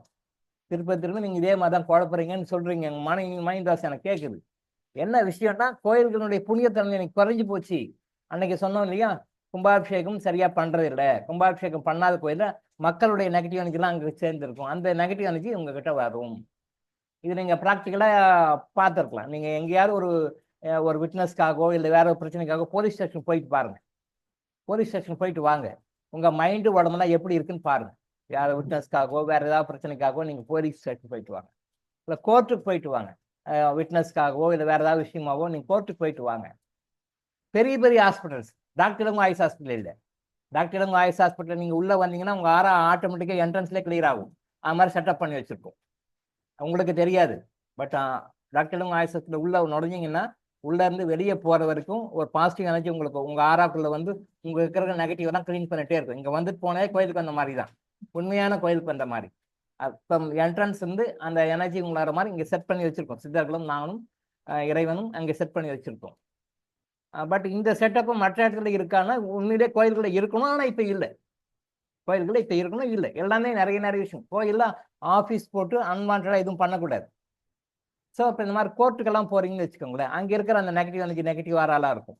பெரிய ஹாஸ்பிட்டலுக்கு போகிறோம்னா அதை நான் சொன்னேன், பெரிய ஹாஸ்பிட்டலுக்கு போகிறீங்க, ஒரு 400 பெட் இருக்குது, 300 பெட் இருக்குது, அந்த ஹாஸ்பிட்டல் போகிறீங்க, இல்லை உங்கள் ரிலேட்டிவ் யாரோ பார்க்க போகிறீங்க, சரிங்களே, அங்கே போயிட்டு வந்து பாருங்கள், நல்லா நோட் பண்ணி பார்த்தீங்கன்னா தெரியும். உங்களுக்கு ஒரு டயர்ட்னஸ் இருக்கும், உங்களுக்கு ஒரு வீக்னஸ் இருக்கும், என்னமோ உங்களுக்கு அறியாத ஒரு மனச்சோர்வு, ஒரு டயர்ட்னஸ் வீக்னஸ் நல்லா இருக்கும். நீங்கள் நல்லா சென்சிட்டிவாக யூஸ் பண்ணால் தெரியும். இந்த மாதிரி இடங்களுக்கு போயிட்டு வந்தால் அந்த மாதிரி இருக்கும். அப்போ ஏன் அப்படின்னா, அங்கே ஆயிரக்கணக்கான நோயாளிகள் வராங்க. அத்தனை பேர் நோயாளிகளையும் அங்கே யாருக்கும் சீ பண்ணுறது கிடையாது. எத்தனை நோயாளிகள் எத்தனை பிரச்சனைகள் அவங்க கஷ்டத்துக்காக கோயிலுக்கு வந்தாலும் அவங்களுடைய நெகட்டிவ் எனர்ஜி அப்சார்ப் பண்ணிக்கிட்டு பாசிட்டிவ் எனர்ஜி கொடுக்கக்கூடிய அமைப்பு உள்ள கோயில்கள். அந்த கோயில்களே இன்னைக்கு வந்து கண்டாமினேட் ஆகி மாறும் பொழுது அப்போ போலீஸ் ஸ்டேஷன், கோர்ட்டு இதெல்லாம் கேட்கணுமா? அந்த இடத்துக்கு போயிட்டு வந்து நெகட்டிவ் எனர்ஜி தான் வரும். அங்கே போயிட்டு வந்தாலும் தலையோடு குளிச்சுட்டு வீட்டுக்குள்ளே போங்க, தலையோடு குளிச்சுட்டு வீட்டுக்கு போங்க. கிறிஸ்டல் இல்லாதவங்க, கிறிஸ்டல் இருக்கிறவங்க ஃபர்ஸ்ட் கிளன்சிங் பண்ணிட்டு உள்ளே போங்க. அப்போ அது என்ன ஆகும்னா, அந்த நெகட்டிவ் எனர்ஜி நம்மளை அஃபெக்ட் பண்ண, கண்ணுக்கு தெரியாமல் அது உங்கள் உடம்புல ஒட்டிட்டு உங்களை பாதிக்கும். நம்ம இப்போ அந்த கல்ச்சரே போயிடுச்சு. நம்ம பல வகுப்புகளில் சொல்லியிருக்கோம், வீட்டுக்குள்ளே நுழைஞ்சா காலை கழுவிட்டு உள்ளே போங்க, கால் கழுவ உள்ளே போகாதீங்க. அப்போ நேராக பழக்கம் தான் நிறைய ஃபேமிலிஸில் இருக்குது. பட் பழைய சிஸ்டர் காலை கழுவிட்டு தான் உள்ளே போங்க. You are avoiding so many kinds of negative forces, invisible negative energies in your life. நம்ம கண்ணுக்கு தெரியாமல் நிறைய நெகட்டிவ் எனர்ஜி கொண்டு வரும். அதான் காலை கழுவிட்டு உள்ளே போங்க. பட் இன்னைக்கு வீட்டினுடைய அமைப்பு சிஸ்டம் எல்லாம் இலகையில மாறி போச்சு. பிரச்சனைகள் வரும், நிறைய வரும். இதை பற்றி பேச நிறைய விஷயம் பேசணும். ஆனால் கோயில்கள் போகிறத பற்றி தவறு கிடையாது. அந்த கோயில்கள் வந்து முழுமையாக கும்பாபிஷேகம் செய்யப்படுகின்ற கோயில்களா, ஆச்சாரமாக பராமரிக்கப்படுகின்ற கோயில்களா அப்படின்னு சொல்லி பார்க்கணும். அந்த மாதிரி கோயில்களுக்கு போனதான் அந்த ஒரு வீடியோவில் போட்டுதாங்க அந்த பெனிஃபிட்ஸ் எல்லாம் கிடைக்கும். இல்லைன்னா நிறைய நெகட்டிவ் எனர்ஜி தான் கிடைக்கும். ஆனால் கொஞ்சம் பார்த்து போங்க. வேற ஒரு குழந்தை பிறந்த முதல் சில காலம் முன்ஜென்ம நினைவு இருக்கும், அதன் தோஷம் நீடிக்கும். அடுத்த 4 வருடம் தந்தை தோஷம், அடுத்த 4 வருடம் தாய் தோஷம். இது முழுக்க தவறு. இது எந்த ரெஃபரன்ஸில் யார் போட்டிருக்காங்கன்னு தெரியல. ராஜ்குமார்னு ஒரு சகோதரர் அனுப்பிச்சிருக்காரு, நன்றி அவருக்கு. ஆனால் அதே நேரத்தில் ஒரு குழந்தை வந்து பிறந்த முதல் சில காலம் முன்ஜென்ம நினைவு இருக்கும். முன்ஜென்ம நினைவெல்லாம் இருக்காது. முன்ஜென்ம நினைவு வந்து குழந்தை பிறக்கும் பொழுதே அதை பிளாக் பண்ணி தான் குழந்தை கன்சீவ் ஆகும்போதே அதை பழைய பிளாக் பண்ணிட்டு தான் பிறக்கும். ஸோ உள்ள கன்சீவ் ஆகி அம்மா வயிற்றுல 10 மாதம் இருக்கும்போது கூட முன்ஜென்மம் இருக்காது. அது டோட்டலாக பிளாக் பண்ணிடும். அது பிளாக் பண்ணிட்டு தான் கிரியேட் ஆகும். ஆனால் முன்ஜென்மம் எல்லாம் வராது. அதாவது அது எப்படி இருக்குன்னா, புதுசாக வந்திருக்கிற ஒரு நியூலி கிரியேட்டட் ப்ராடக்ட். அது ஒரு புது ப்ராடக்ட் அது.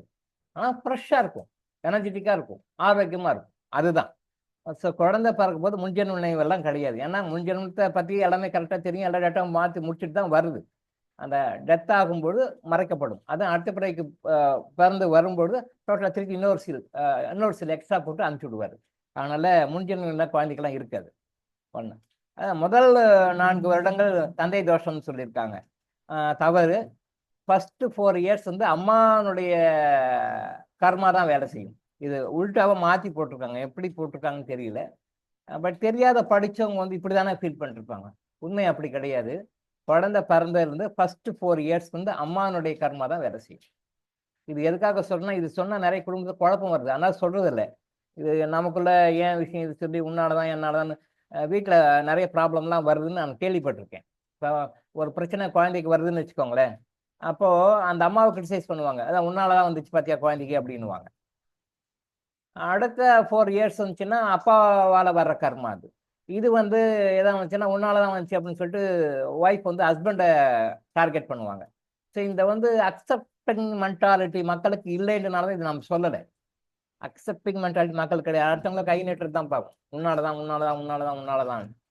அது மென்டாலிட்டி இல்லைன்றதுக்காக நம்ம சொல்லலை. பட் சொல்ல வேண்டிய கட்டாயம் ஒன்று வந்ததுனால இது நம்ம சொல்லணும். இந்த கொஸ்டின் போட்டிருக்காங்க, அதனால நம்ம இதை சொல்றோம். இது தப்பா போட்டிருக்காங்க. குழந்தை பிறந்ததுல இருந்து ஃபர்ஸ்ட் 4 இயர்ஸ் எந்த நல்லதா இருந்தாலும் சரி, எந்த கெட்டதாக இருந்தாலும் சரி, அம்மானுடைய கர்மாவை கொண்டு வரும். அது அம்மாவனுடைய கர்மாவை கொண்டு வரும். இதுக்காக அம்மாக்களை குறை சொல்லாதீங்க. பிகாஸ் அந்த மாதிரி அம்மாவை செலக்ட் பண்ண அந்த குழந்தை தான். அதனால அம்மாவை குறை சொல்ல வேண்டாம். அதாவது இந்த ஃபேக்டர் நீங்க தெரிஞ்சுக்கணும், அவ்வளவுதான். இது இது யாரும் சொல்ல மாட்டாங்க, யாரும் சொல்றதுக்கு ஆளும் இல்லை. அப்படி சொன்னா இப்படி இப்படி உள்டாவா தப்பா ஏதாவது சொல்லி விட்டுறாங்க. ஸோ ஒரு குழந்தை பிறந்திருந்து ஃபர்ஸ்ட் 4 இயர்ஸ் வந்து அம்மானுடைய கர்மா தான் வேலை செய்யும். அது சுகமா இருக்குனாலும் அம்மா தான். உடம்பு சரியில்லை, ஹாஸ்பிட்டலுக்கு போகுது, ஆக்சிடென்ட் ஆகுது, ஹாஸ்பிட்டல் செலவு வைக்குதுனாலும் அது அம்மானுடைய கர்மாவு தான். அடுத்த 4 இயர்ஸ், நெக்ஸ்ட் 4 இயர்ஸ், அதாவது 8 வருஷம் வரைக்கும் அப்பானுடைய கர்மா தான் வேலை செய்யும். அந்த பீரியட்ல குழந்தைக்கு என்ன நடக்குதோ அது எல்லாமே அப்பானுடைய கர்மாவை வந்து மோஸ்டா ரெஃப்ளெக்ட் பண்ணும். நல்லதும் சரி, கெட்டதும் சரி. அப்ப அந்த டைம்ல ஏதாவது பிரச்சனை வருது அப்படின்னு சொல்லி சொன்னா அது வந்து அப்பா தான் சொல்லிட்டு டார்கெட் பண்ணாதே. விஷயத்தை தெரிஞ்சுக்கோங்க. அது குறை சொல்ல வேண்டாம். ஏன்னா அந்த ஒரு அப்பாவை செலக்ட் பண்றது அந்த குழந்தை தான். நீங்க குறை சொல்லணும்னா குழந்தை தான் குறை சொல்லணும், அப்பா குறை சொல்லக்கூடாது. அப்பா தான். பட் அந்த 4 இயர்ஸ்ல அது அப்பாவுடைய கர்மாவை அது கொண்டு வந்து அது ப்ரிடாமினண்டா அந்த பீரியட்ல அந்த 4 இயர்ஸ் அது நல்லதே கெட்டதோ அனுபவிக்கும். ஸோ அந்த 4 to 8 இயர்ஸ்ல ஒரு குழந்தைக்கு ஆணா இருந்தாலும் சரி, பெண்ணா இருந்தாலும் அந்த குழந்தைக்கு எது நடந்தாலும் அது அப்பாவுடைய இதை வந்து ரிஃப்ளெக்ட் பண்ணும். ஆஃப்டர் 8 இயர்ஸ் தான் அதனுடைய சொந்த கர்மா ஃபுல்லா ஒர்க் பண்ண ஆரம்பிச்சு. அதனாலதான் பெரும்பாலும் அப்பெல்லாம் வந்து பழைய காலத்துல ஜாதகம் எழுதுறது வந்து உடனே எழுத மாட்டாங்க. அப்பெல்லாம் பெரும்பாலும் ஒரு 8 வருஷத்துக்கு மேலதான் ஜாதகத்தை எழுதுவாங்க. அது அறியாமல் செஞ்சுக்கின்ற ஒரு சரியான விஷயம் அது. ஏன்னா அந்த ஃபர்ஸ்ட் 8 இயர்ஸ்ல வந்து அப்பா அம்மாவுடைய ஜாதகம் தான் வேலை செய்யும், அவங்களுடைய கர்மா தான் வேலை செய்யணும்னால குழந்தையோட ஜாதகத்தை பார்க்க வேண்டிய அவசியம் இல்லை. அது எதுக்கு பார்க்கணும் அப்படின்னுக்காக அப்படி சொன்னாங்க. பட் இந்த காரணம் எது, பட் அவங்க ஃபாலோ பண்ண காரணம் அதுதான். ஆஃப்டர் 8 இயர்ஸ் அந்த குழந்தையுடைய கர்மா வேலை. திரும்பவும் சொல்றேன், இந்த 4 வயசுக்குள்ள இப்படி ஆகி போச்சு, அதனால அம்மா தான் காரணம், அம்மாவை டார்கெட் பண்ணாதீங்க. 4லேருந்து 8க்குள்ள அப்பா தான் காரணம், அப்பாவை டார்கெட் பண்ணாதீங்க. நான் இது வரைக்கும் சொல்லாத காரணம் வந்து அதுதான். ஏன்னா குடும்பத்தை குழப்பம் வரும். முன்னாலதான் என்னாலதான் தேவையில்லாம பிரச்சனைகள்லாம் வரும். உன்னை எடுத்து போட்டு குத்தி காட்டு பாயிண்ட் பண்ணி ஏதாவது மனசு நோக்கடிப்பாங்க. அம்மானுடைய மனசை நோக்கடிப்பாங்க, அப்பானுடைய மனசை நோக்கடிப்பாங்க. என்னால் வேண்டான்னு பார்த்தோம். அது ஏதோ இறைவன் இதை சொல்லணும்னு நினைக்கிறார் போல இருக்குது. ராஜ்குமார் சகோதரர் மூலமா தப்பான மெசேஜ் அனுப்பிச்சிருக்காங்க. தப்பான மெசேஜ் பார்த்து நம்ம சும்மா இருக்க முடியல. அதை கரெக்டாக சொல்லணுமே அப்படின்னுக்காக சொல்லணும். இதுவும் இறைவனுடைய எண்ணம் தான் நான் நினைக்கிறேன். ஸோ இந்த ஃபேக்டை புரிஞ்சுக்கோங்க. பட் தயவு செய்து யாரையும் டார்கெட் பண்ணாதீங்க. இதனால தான் உன்னால தான் ஆச்சு பாரு, உன்னால தான் எனக்கு லட்சக்கணக்கில் செலவு அப்படின்னு எந்த ஹஸ்பண்டும் ஒய்ஃபை குறை சொல்லாதீங்க. உன்னால தான் இப்படி தான் ஆச்சு, இப்படி நல்லது பற்றி யாரும் பேசவே மாட்டாங்க. சைலண்டாக இருந்துருவாங்க, கம்முன்னு இருந்துருவாங்க. கெட்ட விஷயம் மாதிரி டார்கெட் பண்ணுவாங்க. அதனால கணவன்மார்களை தயவு செய்து மனைவிமார்கள் குறை சொல்ல வேண்டாம். உங்க கர்மா தான் பாருங்க 4லேருந்து 8 வரைக்கும் ஆட்டி வைக்குது, இப்படி பண்ணுது அப்படி பண்ணுது, உங்களால தான் இப்படி பிரச்சனை, நீங்க ஒழுங்கா அந்த அப்படி ஆயிருந்திருக்குமா அப்படின்னு நீங்க டார்கெட் பண்ணாதீங்க. ஹஸ்பண்டை ஒய்ஃபும் அவங்கள வந்து டார்கெட் பண்ணி அவங்கள வந்து கிரிட்டிசைஸ் பண்ணி அவங்க மனசு நோக்கடிக்காதீங்க. சரியா? இந்த ஃபேக்டை புரிஞ்சுங்க. ஏன்னா இந்த அப்பாவையும் அம்மாவையும் செலக்ட் பண்ண அந்த குழந்தை தான், அதை புரிஞ்சுக்கோங்க. அப்போ நீங்கள் குழந்தைய தான் திட்டணும். ஆனால் குழந்தைக்கு அந்த அவேர்னஸ் இருக்கா தெரியாது. நீங்கள் திட்டினா வாங்கிக்கும், இல்லை பேரண்ட்ஸ்னு அடிச்சிங்கன்னா வாங்கிக்கும். அது என்ன பண்ணும்? அது என்ன பண்ணும் குழந்தை? அதுக்கு தெரியாது. அதான் மறைக்கப்பட்டிருக்கிறதே, ஆனால் தெரியாது. சரியா? இந்த ஃபேக்டை வந்து பண்ணிட்டேன். அப்புறம் கடவுளாகவே இருந்தாலும் கர்ணனை ஏமாற்றி அவனிடம் இருந்த நல்ல கர்மாவை பெறுவது தப்புதானே, அதற்குரிய தண்டனை கர்ம விதிப்படி அவர் அனுபவித்தானே ஆக வேண்டும்னு சொல்லிட்டு ஜெயபூபதி முரளின்னு யாரோ ஒரு சகோதரர் அனுப்பிச்சிருக்காங்க. படசு ஜெயபூபதி பாலமுரளி 5416 ஏதோ போட்டிருக்கா, அவர் போட்டிருக்காரு. ஓகே, யூடியூப்ல போட்டிருக்காங்களா? Okay okay okay. கடவுளாகவே இருந்தாலும் கர்ணனை ஏமாற்றி அவனிடம் இருந்த நல்ல கர்மாவை பெறுவது தப்பு தான் சார், தப்பு தான், கண்டிப்பா தப்பு தான். அதை ஜஸ்டிஃபை பண்ண முடியாது, தப்பு தான். அதுக்கு தண்டனை கர்ம விதிப்படி அவர் அனுபவித்தானே அனுபவிச்சிருக்காரு. கண்ண பரமாத்மா அதை அனுபவிச்சிருக்கிறார். அதாவது நீங்க பழைய புராணங்கள் இதிகாசங்கள் நல்லா பார்த்தீங்கன்னா தெரியும், கர்ம விதிக்கு கடவுள்களும் உட்பட்டவர்கள் தான் ப்ரூவ் பண்ணியிருப்பாங்க. நீங்க நிறைய இன்ஸ்டன்ஸ் இருக்கலாம். நீங்க எந்த சைவத்திலையும் பார்க்கலாம், வைணவத்திலையும் பார்க்கலாம், மற்ற விஷயங்களையும் பார்க்கலாம். நீங்க எல்லா விஷயங்களையும் பார்க்கும் பொழுது கடவுள்களாக பிறந்தாலும், கடவுள்களே மனிதராக அவதாரம் எடுத்தாலும், கடவுளாகவே இருந்தாலும், அங்கேயும் மேலோகத்துல தேவர்கள் உலகத்துல கடவுள்களாகவே இருந்தாலும் சரி, கடவுள்கள் மனிதர்களாக அவதாரம் எடுத்தாலும் சரி, நல்லா புரிஞ்சுக்கோங்க. கடவுள்களாக அங்கே ஹை லெவல் அங்கே இருக்கிறாங்க அப்படின்னாலும் சரி, அதுக்குண்டான உதாரணங்கள் நிறைய இருக்கு. அவங்க மனிதனாக பூமியில பிறந்தாங்கனாலும் நான் கடவுள்ல நான் மனிதனாக பிறந்திருக்கேன், எனக்கு கர்மாவிதி வந்து அப்ளிகபிள் ஆகாது அப்படின்னு சொல்லி அதை வந்து தள்ளவும் இல்லை. அதை அனுபவிச்சிருக்கிறாங்க. ராமரும் அனுபவிச்சிருக்கிறாரு, கிருஷ்ணரும் அனுபவிச்சிருக்காரு. இது பணத்துக்கான தண்டனை கிருஷ்ணர் அனுபவிச்சிருக்காரு. கிருஷ்ணர் வந்து கடைசியில வந்து உலக்கையில் அடிபட்டு தான் இறக்குறாரு. உலக்கையில் அடிபட்டு தான் இறக்குறாரு. உலக்கையில் ஏன் அடிபட்டு இறக்குறாரு? ஒரு தப்பு செய்யறாரு, அது முனிவர்கிட்ட சாபம் வாங்குறாரு, அந்த சாபத்தினால் அடிபட்டு இறக்குறாரு. தப்பு செய்யறாரு, அந்த தப்புக்காக முனிவர் சாபம் கொடுக்குறாரு. அந்த முனிவர் சாபத்தினால உலக்கையில் அடிபட்டு அவர் இறக்குறாரு. நான் கடவுள், நான் தானே இதெல்லாம் படைச்சேன், அதனால இதெல்லாம் எனக்கு கிடையாது, ஊருக்கு தான் அது, எனக்கு அது கிடையாது. நம்ம அப்படிதானே, ஊருக்கு தான் உபதேசம், எனக்கு அது கிடையாது அப்படி நம்ம அப்படிதான் நினைப்போம். ஆனா அப்படி இல்லை, கர்ம விதிக்கு நானும் உட்பட்டவன் அப்படின்னு சொல்லிட்டு அதை உலக்கையில் அடிபட்டு இறக்குறாரு. இதுக்கு உதாரணங்கள் நிறைய நீங்க புராணத்துல பாத்தீங்கன்னா நிறைய இருக்கு. எல்லா கடவுள்களும் கர்மவிதிக்கு உட்பட்டவர்கள் தான் அப்படின்ற மாதிரி காட்டியிருப்பாங்க. எல்லா கடவுள்களையும் கர்மவிதிக்கு உட்பட்டவர்கள் தான் காட்டியிருப்பாங்க. நல்லா பாருங்க, ஃபியூச்சர்ல வேணா ஒரு ஆஃப்டர் 4-5 இயர்ஸ் டைம் இருந்தா அது மாதிரி எக்ஸாம்பிள் சொல்லி நம்ம விளக்கி சொல்லுவோம். இப்போ டைம் இல்லை, பின்னாடி சொல்லுவோம். பட் இதுதான் உண்மை, கடவுளாக இருந்தாலும் கர்மவிதிக்கு உட்பட்டவர். அதை நம்ம திருப்பி சொல்றோம். கர்ம வினைக்கு ரொம்ப இம்பார்ட்டன்ஸ் கொடுங்க. கர்மா தான். கடவுள் அன்புமயமானவர் தான், அதில் மாற்று கருத்தே கிடையாது, 100% சந்தேகம் கிடையாது. ஆனால் கர்ம விதிக்கு உட்பட்டு செயல்படுவார். உங்ககிட்ட கர்மா இருந்தால் அவரும் ஒன்றும் பண்ண முடியாது, ஒன்றும் செய்ய முடியாது. இதுக்கு பல உதாரணங்கள் இருக்கு, நீங்களே பொறுமையா பார்க்கலாம். அதெல்லாம் டவுட்ஸ் தான் நான் கிளியர் பண்றேன். சரிங்களா? அடுத்தது வந்து மாமுனிவர் அகத்திய பெருமான் கர்மகாண்டம் நூலில் கூறியதுன்னு சொல்லிட்டு ஒரு சகோதரர் அனுப்பிச்சிருக்காரு. ரவிக்குமார் அப்படின்ற சகோதரர் அனுப்பிச்சிருக்காரு. கரெக்ட். கடவுள் மனிதனாக பிறப்பது, மனிதனாக பிறப்பது, மிருகம் மனிதனாக பிறப்பது, பறவைகள் மனிதனாக பிறப்பது, நீர்வாழ்வுன மனிதனாக பிறப்பது, பூச்சி புழு மனிதனாக பிறப்பது, மரம் செடிகள் மனிதனாக பிறப்பதுன்னு 7ஆ பிரிச்சு போட்டிருக்காரு. 1 2 3 4 5 பார்த்துருப்பீங்கன்னு நினைக்கிறேன். கரெக்ட். ஏன் அந்த மினிமம் 7 ஜென்மம்னா, மினிமம் 7 ஜென்மத்துல அட்டைன் பண்ணிடலாம். அந்த holy feet of the almighty God, அந்த இறைநிலையை வந்து நம்ம ஈஸியாக அடைஞ்சிடலாம். மினிமம் வந்து ஒரு 7 பிறவி தான். 7000 பிறவி எடுத்தும் தமிழ்நாடு நிறைய பேர் இருக்காங்கன்னு அடிக்கடி சொல்லிட்டு இருப்பேன், உங்களுக்கு தெரியும். வருத்தம் தான், 7000 பிறவி எடுத்தும் கூட இன்னும் தமிழ்நாட்டிலே பிறந்துருக்குறாங்க, இன்னும் 3 பிறந்துருக்காங்க, ஹையர் லெவலுக்கு போல. இன்னும் எத்தனை பிறவி எடுப்பாங்கன்னு தெரியல. ஆனால் மினிமம் 7 ஜென்மாத்தை நம்ம கிரியேட் பண்ணி அதை கரெக்டாக ப்ராப்பராக நம்ம குட் கர்மாஸை கிரியேட் பண்ணி பேட் கர்மா டைல்யூஷன் பண்ணி கரெக்டாக பண்ணோம்னா 7 ஜென்மத்தில் போயிடலாம். பட் இது போட்டுக்கிறது கரெக்டு தான். கடவுள் மனிதனாக பிறப்பது ஒன்று, மனிதனாக பிறப்பது, மிருகம் மனிதனாக பிறப்பது, மிருகம் மனிதனாக தான் பிறக்கிறான். பறவைகள் மனிதனாக பிறப்பது, நீர்வாழ்வு மனிதனாக பிறப்பது, பூச்சி புழு மனிதனாக பிறப்பது, மரம் செடி கொடிகள் மனிதனாக பிறப்பது. அப்போ நீங்கள் அப்படியே கீழே வாங்க, மரம் செடி கொடிகளாகவும் நாம் ஒரு ஜென்மத்தில் இருந்திருக்கோம் எல்லாருமே, இன்க்ளூடிங் என்னையும் சேர்த்து மரம் செடி கொடிகளாக கூட நாம இருந்திருக்கிறோம். அப்ப மரத்தை சருன்னு அறுக்கிறோம், கண்ணா பின்னா செடிகளை கட் பண்றோம், அளவுக்காக கட் பண்றோம். அதெல்லாம் வலிக்குமா வலிக்காதான்? வலிக்கும். வாய் இருக்குனாலும் நம்ம பேசுறோம், அதுக்கு வலிக்காது. ஆனா அது கர்மா தான். இந்த செடிகளெல்லாம் வெட்டுவாங்க. அழகுக்காக சிசர் வச்சு கட் பண்ணுவாங்க. அப்பெல்லாம் செய்யக்கூடாது. அதுக்கும் வலிக்கும், அதுக்கும் மனசு நோகும், அதுக்கும் உடம்பு வலிக்கும். பட் சொல்ல தெரியாது. பட் அதுவும் கர்மா தான். அதனால் ப்ராப்பராக மூலிகைகளை எப்படி ஹேண்டில் பண்ணாங்கன்னா அப்படின்னா சித்தர்கள் தான். ஒரு மூலிகையை வந்து எப்படி ஹேண்டில் பண்ணணும்னா அதுக்கிட்ட மன்னிப்பு கேட்டு அதுக்கு உண்டான மந்திரத்தை சொல்லி மன்னிப்பு கேட்டு பர்மிஷன் வாங்கிட்டு தான் மூலிகையை கட் பண்ணுவாங்க. போன டக்குன்னு பறிக்க மாட்டாங்க. சித்தர்கள் வந்து மூலிகையை எடுக்கிறாங்க அப்படின்னா அப்படித்தான். இப்போ பழனியில் போகர் சிலை வந்து பண்ணாங்க, 81 சித்தர்கள் பண்ணாங்க. போகர் வந்து அவருக்கு சீஃபாக இருந்து வழிகாட்டி பண்ணார் அப்படின்னா டக்கு டக்குன்னு போயிட்டு மூலிகை நாம் பறிக்க மேலே போய் பறிக்கணும், தோட்ட போய் இதை பறி அதை பறி இதை பறினா பறிக்க மாட்டாங்க. அப்படி பறிக்கக்கூடாது. பறிச்ச பலன் இருக்காது. அது முறைப்படி ஒரு மூலிகையும் கலெக்ஷன் பண்ணி எடுத்து வந்து பண்ணாங்க. அதான் 9 இயர்ஸ் போட்டிருந்தாங்க, இட 9 மாதம் 3 மாதம் எக்ஸ்ட்ராவாக பண்ணாங்கன்னு நம்ம விஷயத்த சொன்னோம். நம்ம நிறைய இருக்கு.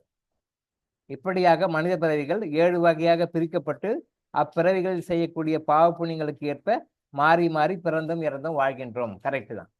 கடவுள் மனிதனாக பிறந்தால் நீதிகளையும் தர்மங்களையும் போதித்து ஆலயங்களை எழுப்பி அங்கே தான தர்மங்கள் செய்வார். பல்லுயிர்களும் நலம் வாழ தவம் தியானம் யாகம் பட செய்வார். கடவுள் மனிதனாக பிறந்தால் நீதிகளையும் தர்மங்களையும் போதித்து ஆலயங்களையும் எழுப்பி அங்கே தான தர்மங்கள் செய்வார். பல்லுயிர்களும் நலம் வாழ தவம் தியானம் யாகம் பல செய்வாங்க அப்படின்னு சொல்லியிருக்காங்க. ஆனால் யாரும் நிறைய பேர் பண்றதில்லை. அது யார் பண்ணுவாங்கன்னா ஹை லெவல்ல கடவுள்கிட்ட போய் சேரக்கூடிய பிறகுகளற்ற நிலையில யார் இருக்காங்களோ, அது பார்டர்ல இருக்காங்களோ அவங்க தான் அதை செய்வாங்க. எல்லாரும் செய்ய மாட்டாங்க. இது பார்க்கும்போது நம்ம மனிதர்கள்லாம் எல்லாரும் செய்வாங்கன்னு, எல்லாரும்லாம் செய்ய மாட்டாங்க. அந்த ஹையர் லெவல்ல இருக்கிறவங்க மட்டும்தான் செய்வாங்க. மனிதன் மனிதனாக பிறந்தவர் நீதி நியாயமாக வாழ்வார், தான தர்மங்களை செய்வார், மரங்களை நடுவார், மிருகம் பறவைகளுக்கு பசியினை போக்க வழிவகை செய்வார். எல்லாம் கரெக்டு. யார் செய்வாங்க? ஹை லெவல்ல மற்ற உயர்ந்த நிலைமைக்கு போகக்கூடிய தகுதியுள்ளவர்கள் மட்டும்தான் செய்வாங்க. மற்ற மக்கள் செய்ய மாட்டாங்க. அப்படின்னா என்ன? இப்போ ஒரு 1,00,000 பேர் எடுத்தீங்க அப்படின்னா, இப்போ நம்ம இருக்கிற மக்கள் 1,00,000 பேர் எடுத்தீங்கன்னா ஒரு 5-10 பேர் தான் செய்வாங்க. லட்சத்திலேயே 5-10 பேர் தான் செய்வாங்க. மற்றவங்களாம் செய்ய மாட்டாங்க. ஏன்னா அவங்க அடிபட்டு வருவாங்க. அவங்களாம் செய்ய மாட்டாங்க. அந்த ஹை லெவலில் இருக்கிறவங்க தான் செய்வாங்க.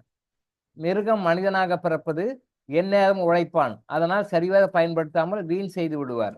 மிருகம் மனிதனாக பிறப்பது எந்நேரமும் உழைப்பான், ஆனால் அதனை சரிவர பயன்படுத்தாமல் வீண் செய்து விடுவார். அதுவும் லோ கிளாஸ் லெவலில் இருக்கிறவங்க தான் பண்ணுவாங்க.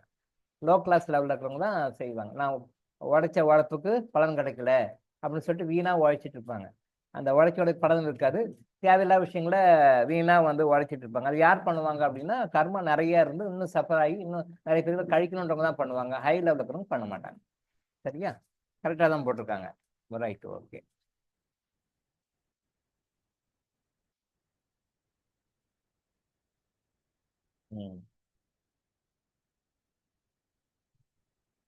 அவ்வளோதானா?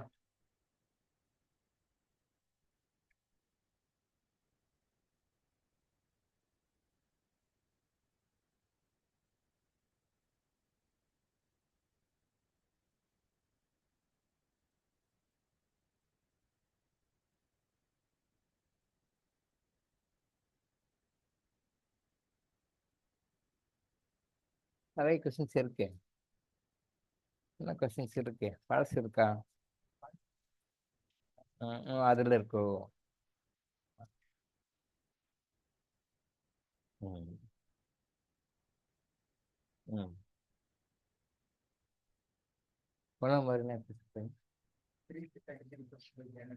ஆமா.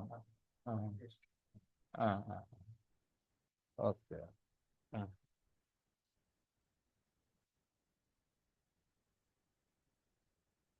இந்த ஆவணி 8ஆம் தேதி ஆகஸ்ட் 24 வந்து அன்னைக்கு சந்திர தரிசனம் வருது. சந்திர தரிசனம் எப்படி ப்ரே பண்ணி என்ன மாதிரி கேட்டுக்கணுன்ட்டு நம்ம ஏற்கனவே சொல்லியிருக்கோம். அதை பண்ணிக்கோங்க. அந்த ஆவணி முழக்கம் அப்படின்றது வந்து என்ன அப்படின்னா, நம்ம பொதுவாகவே வந்து பங்காளிகள் அப்படி சொல்லுவோம். பங்காளிகள் அப்படின்னா ஒரு அப்பா அம்மா அவங்களுக்கு பிறந்த பிள்ளைகள் எல்லாமே பங்காளிகள்னு சொல்லுவாங்க. பங்காளிகள் அப்படின்னு சொல்லுவாங்க. அதுல வந்து ஆண்களை மட்டும் எடுத்துக்குவாங்க, பெண்களை பொறுத்த வரைக்கும் விட்டுடுவாங்க. ஏன்னா அது இந்த வீட்டுல பிறந்தது, ஆனா இன்னொருத்தர் வீட்டுக்கு போன பொண்ணு, அதை கன்சிடர் பண்ணிக்க வேண்டாம் அப்படின்னு நிறைய ஃபேமிலியில அது பண்ணுவாங்க. ஒரு ஒரு அப்பா அம்மா, அந்த அப்பா அம்மாவுக்கு பிறந்த பிள்ளைகளுக்கு. இப்போ ஜாயிண்ட் ஃபேமிலிலாம் இப்போ இல்லை. அதே மாதிரி கூட பிறந்தவங்களாம் நிறைய குறைஞ்சி போச்சு. இப்போ ஒருத்தர் 2 பேர் இந்த மாதிரி அப்படி கொதுக்கிட்டு வந்துட்டாங்க. அப்போ கூட பிறந்தவங்க யார், எத்தனை பேர், 2 பேர் 3 பேர் யார் இருந்தாலும் வந்து அவங்க வந்து பங்காளிகள். இந்த பங்காளிகள் அப்படின்றது வந்து இன்னொரு விஷயம் வந்தோம்னா, பெண்களை பொறுத்த வரைக்கும் அவங்க வந்து இன்னொரு வீட்டுக்கு போற பொண்ணு, அதனால அவங்க கன்சிடர் பண்ணிக்க வேண்டாம்னு. அப்படியா தவறு. பெண்களை வந்து 2 ரோல் அவங்களுக்கு. அவங்க வந்து பிறந்த வீட்டினுடைய விஷயமும் அவங்களுக்கு அவங்க லைஃப்ல இருக்கும். புகுந்த வீட்டினுடைய விஷயமும் அவங்க லைஃப்ல இருக்கும். ஆண்களை பொறுத்த வரைக்கும் ஒரே ஃபேமிலி அப்படியே இருந்துருவாங்க. மனைவி இன்னொரு இடத்துல இருந்து இன்னொரு ஃபேமிலி நம்ம வீட்டுக்கு வராங்க, அவங்க உள்ள வராங்க, அவங்க இந்த ஃபேமிலியில் ஒன்றா ஆயிடுறாங்க. பட் பெண்களை பொறுத்த வரைக்கும் பிறந்த வீடும் சரி, புகுந்த வீடும் சரி, 2 வீட்டினுடைய ஃபீட்பேக்குமே அவங்க லைஃப்ல இருக்கும். பிறந்த வீட்டினுடைய நல்லது கெட்டதும் அவங்களுக்கு இருக்கும். ஆண்களுக்கு மட்டும் கிடையாது. புகுந்த வீட்டினுடைய நல்லது கெட்டதும் அவங்களுக்கு இருக்கும். பெண்களை பொறுத்த வரைக்கும் இறைவன் வந்து அப்படி ஒரு அமைப்பை கொடுத்துருக்காரு. ஸோ அந்த புகுந்த வீட்டினுடைய நெகட்டிவ் கர்மா, பாசிட்டிவ் கர்மா 2க்குமே அவங்க வந்து ஈடு கொடுத்தாகணும். அந்த 2 பாசிட்டிவ் கர்மாவுக்கும் நெகட்டிவ் கர்மாவுக்கும் அந்த வீட்டினுடைய கர்மாவும் 2மே ஒர்க் பண்ணும் அந்த அம்மா கிட்ட. புகுந்த வீட்டினுடைய இது எப்படி அப்ளை பண்ணுதோ அதே மாதிரி தான் இங்க நிறைய பேர் வந்து புகுந்த வீட்டுக்கு போயிடுச்சு, அதோட சரி இது கட் ஆயிடுது அப்படின்னு சொல்லி விட்டுருவாங்க.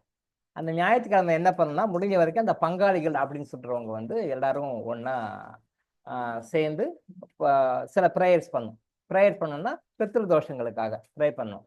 பட் இன்னைக்கு அந்த மாதிரி ஒண்ணா சேர்ந்து இருக்கக்கூடிய சூழ்நிலை இல்லை. யார் யாரோ எங்கெங்கேயோ இருக்காங்க அப்படின்னும் பொழுது நீங்க உங்க கூட பிறந்தவங்களுக்கு சொல்லுங்க. அது ஆண்களாக இருந்தாலும் சரி, பெண்களாக இருந்தாலும் சரி, அன்னைக்கு அவங்கள நினைச்சு யார் முன்னோர்கள், நம்முடைய முன்னோர்கள், ஃபோர் ஃபாதர்ஸ், முன்னாடி இருக்கிறவங்க, நமக்கு முன்னாடி இருந்தவங்க, அவங்க நினைச்சு ப்ரே பண்ணி கும்பிடணும். எப்படி வந்து அமாவாசை நாளில் கும்பிட்றோமோ, அவங்களுடைய திதி நாளில் கும்பிட்றோமோ, அந்த மாதிரி அன்னைக்கு என்ன பண்றீங்க, நீங்க என்ன சாப்பிட்றீங்க அது வைக்கிறீங்க, அவ்வளவுதான்.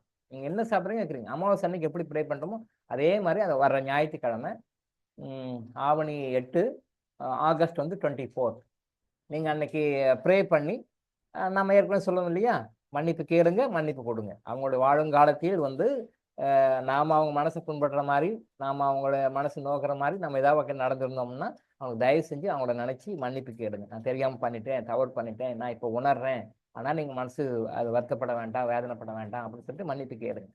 அவங்க உங்க மனசை நோகடிச்சு உங்க மனசை வேதனைப்படுத்தி ஏதாவது பண்ணியிருப்பாங்க, அவங்க ஏதாவது பண்ணியிருப்பாங்க, அதையெல்லாம் நீங்க மன்னிச்சிருங்க. அதெல்லாம் நான் பெருசாக எடுத்துக்கல, மன்னிச்சிருவோம், மன்னிப்போம், மறப்போம் அப்படின்னு சொல்லிட்டு அந்த மன்னிப்பு கொடுத்து மன்னிப்பு கேட்டு அதை நீங்கள் ஹோலாட்டடாக நீங்கள் அதை நினச்சி ப்ரே பண்ணி அவங்களுக்கு உண்டானதை, அவங்களுக்கு என்ன பிடிக்குமோ, நான் சொல்லிக்கிறேன் திருப்பி நான்வெஜ், லிக்கர்ஸ் இதெல்லாம் வாங்கி வைக்கக்கூடாது. மற்ற உணவு முறைகளில் என்ன வரும், இந்த நான்வெஜ், லிக்கர்ஸ், பீடி, சுட்டு சிகரெட்லாம் வைக்கக்கூடாதுன்னு சொல்லியிருக்கேன். நிறைய பேர் சவுத்து நிறைய பேர் பண்ணிட்டு இருக்காங்க. தப்பு தப்பு தப்பு. அவங்கள வந்து அருள் உலகத்துலேருந்து இருள் உலகத்துக்கு டீ ப்ரமோட் பண்ணுறோம், இருள் உலகத்தில் இருக்கிறவங்கள மருள் உலகத்துக்கு டீ ப்ரமோட் பண்ணுறோம். நாம தான் பண்ணுறோம், ப்ரமோஷன் பண்ண டீ ப்ரமோட் பண்ணுறோம். அவங்க அருள் உலகத்தில் இருக்கிறவங்கள கீழே கொண்டு தள்ளுறோம். எங்கே? அருள்லேருந்து மருளுக்கு, இருளுக்கு, சாரி, அருள்லேருந்து இருளுக்கு வரோம் இல்லையா, அருள்லேருந்து அவங்களை இழுத்து கொண்டு இருளுக்கு கொண்டு வர்றோம். அவங்க இருள் இருக்காங்களா, இருள் இருக்கிறவங்க மருளுக்கு கொண்டு தள்ளுறோம். ஸோ டீ ப்ரமோட் பண்ணி விட்றோம். அந்த தப்பை நம்ம செய்யக்கூடாது. அதனால அவங்களுக்கு ப்ரே பண்ணி அவங்களுக்கு மன்னிப்பு கேளுங்க, மன்னிப்பு கொடுங்க.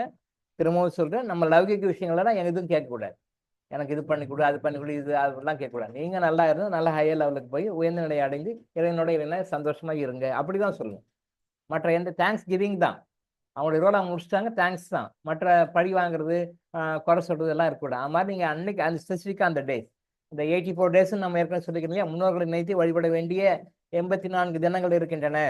நான் பின்னாடி ஒன்றுனா சொல்றேன்னு சொன்னேன் இல்லையா, அந்த 84 தினங்கள்ல இந்த ஆவணி முழக்கம் சொல்ற இந்த ஆவணி 8ஆம் தேதி ஆகஸ்ட் 24 அந்த நாள்ல அந்த மாதிரி பண்ணும்.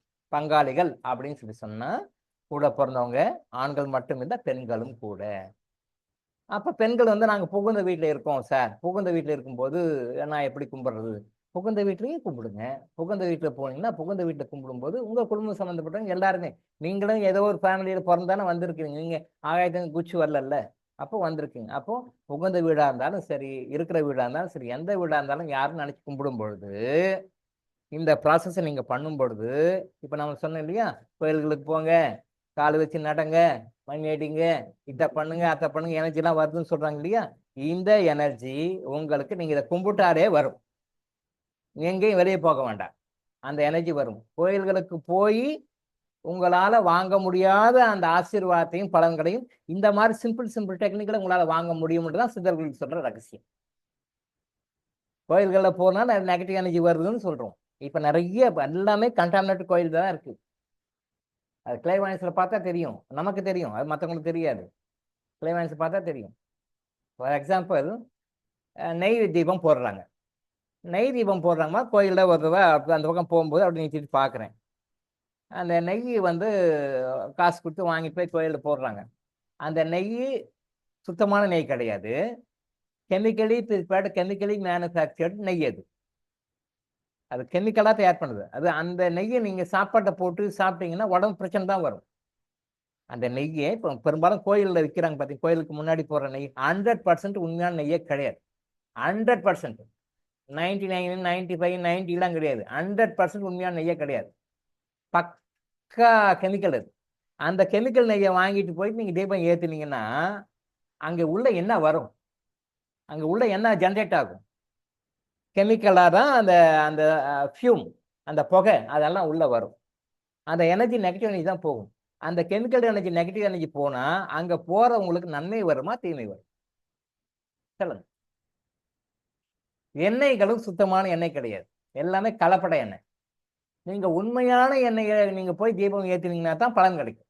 உண்மையான எண்ணெய், ஒரிஜினல் எண்ணெய், ஆர்கானிக் எண்ணெய். அந்த எண்ணெய் நீங்கள் உங்கள் தேவைக்கே வாங்க மாட்டீங்க. அப்புறம் எப்படி கோயிலுக்கு கொண்டு போய் விடுங்க? ஐயோ இது இவ்வளோ விலையா, ஜாஸ்தியா, இதுக்கு போய் இவ்வளோ எண்ணெய் விலை கொடுத்து வாங்கணுமா? 1 லிட்டரு 500 ரூபாய் 600 ரூபான்னு சொன்னாங்க, நீங்கள் வாங்குவீங்களா? அதே உடம்புக்கு எடுக்கிற சிக்கன் 600 ரூபாய் வாங்குவீங்க. அதே உடம்புக்கு எடுக்கிற மட்டன் 1000 ரூபாய் வாங்குவீங்க. அதே உடம்புக்கு எடுக்கிற சினிமாவுக்கு 2000 ரூபாய் செலவு பண்ணணும், அதெல்லாம் செய்வீங்க. சினிமாவுக்கு போவீங்க, செலவு பண்ணுவீங்க, சிக்கன் வாங்குவீங்க, மட்டன் வாங்குவீங்க, இன்னும் கண்ட உடம்புக்கு எடுக்கிறது என்ன உண்டு அதெல்லாம் சந்தோஷமா ஆனந்தமா உள்வாங்கி அப்படியே கொடுத்துட்டு வாங்கிட்டு வருவீங்க. ஆனா ஒரு ஆர்கானிக் எண்ணெய் 1 லிட்டர் 1000 ரூபாய் ஆகுது, கிலோ 1000 ரூபாய் ஆகுது. இதை கொண்டு போய் இங்க விளக்க வீட்டில் ஏற்றுவீங்களா? ஏற்ற மாட்டீங்க. கோயிலில் போய் ஏற்றுவீங்க? ஏற்ற மாட்டீங்க. கோயிலை கண்டாமினேட் பண்றோம். அது ஏதோ நான் இருக்கணும் பல வகுப்புல சொல்லியிருக்கேன். ஏதோ தமிழ்நாடு கவர்மெண்ட் அது ஒரு உருப்படியான வேலை செஞ்சுக்கிறேங்க. கற்பூரத்தை ஏற்ற வேணாம் ஒரு ஆர்டர் போட்டு அந்த வகையில் அது தமிழ்நாடு கவர்மெண்ட் செஞ்ச உருப்படியான விஷயம் அது ஒன்று தான். எனக்கு தெரிஞ்சு தமிழ்நாடு கவர்மெண்ட் செஞ்ச உருப்படியான விஷயம் ஆலயத்தை பொறுத்த வரைக்கும் அது ஒன்று தான் உருப்படியான விஷயம். கோயிலில் கற்பூரம் ஏற்றாதீங்க. கேம்பர் பக்கா கெமிக்கல் ப்ரிப்பேர்ட். அப்போ கற்பூரம் அப்போ ஏற்றுனாங்களே, அந்த கற்பூரம் இயற்கையான கற்பூரம். அது அந்த இயற்கையான கற்பூரத்தை ஏற்றினீங்கன்னா தான் அது கோயிலுக்கும் நன்மை, அங்கே போகிற உங்களுக்கும் நன்மை, உங்களை மாதிரி கோயிலுக்கு வர்றவங்களுக்கும் நன்மை. நல்லா புரிஞ்சுக்கோங்க. கோயிலுக்கும் நன்மை, உங்களுக்கும் நன்மை, உங்களை மாதிரி மற்ற வர்றாங்களே எல்லாருக்கும் நன்மை. பச்சை கற்பூரம், உண்மையான கற்பூரம். எத்தனை பேர் கோயிலில் அந்த உண்மையான கற்பூரத்தை ஏற்றுறீங்க? சொல்லுங்க பார்ப்போம். கடைக்கு போறீங்க, வாங்கிட்டு வரீங்க, போறீங்க, அது பக்கா கெமிக்கல். அது யாரை பொல்யூட் பண்ணும்? நீங்கள் எங்கே ஏற்றுறீங்களோ அந்த இடத்துல இருக்கிற அந்த அட்மாஸ்பியரை பொல்யூட் பண்ணும். அப்போ அந்த பொல்யூட்டட் அட்மாஸ்பியர் நீங்கள் போய் கும்பிட்டுட்டு வந்தீங்கன்னா அந்த பொல்யூட்டட் அட்மாஸ்பியர் நீங்கள் நல்லதை வாங்கிட்டு வரீங்க, கெட்டதை வாங்கிட்டு வருவீங்க. எந்த எண்ணெயுமே சுத்தம் கிடையாது, எந்த எண்ணெயுமே சுத்தம் கிடையாது. எல்லாமே கலப்பட எண்ணெய் தான் வைக்கிறாங்க. அது ஸ்பெசிஃபிக்காக அது இப்போ நெய் விளக்கு ரொம்ப கேவலம். பக்கா கெமிக்கல், 100% கெமிக்கல். அது கீயே கிடையாது. நீ வேணா ஒரு நாளைக்கு செக் பண்ணா பாருங்க, ரிஸ்க் எடுக்குன்னா எடுங்க. ஒரு நாளைக்கு கோயிலில் விற்கிற நெய்யை வாங்கிட்டு போய் வீட்டில் சமையல் போட்டு பாருங்க. ரிஸ்க் எடுக்கணும்னா கோயிலில் விற்கிற நெய்யை வாங்கிட்டு போயிட்டு வீட்டில் சமையலுக்கு யூஸ் பண்ண நெய்யில் போட்டு பாருங்க, என்ன நிலைமை ஆகுதுன்னு பாருங்க. ஹாஸ்பிட்டலில் போய் அட்மிட் ஆகிற நிலைமை கொண்டு போய் விட்டுரும். ஹாஸ்பிட்டலில் போய் அட்மிட் ஆகிற நிலைமை கொண்டு போய் விட்டுரும். ஐசியூவில் கொண்டு போய் ஒரு நாள் 2 நாள் சாப்பிட்டு பாருங்க, தெரியும்.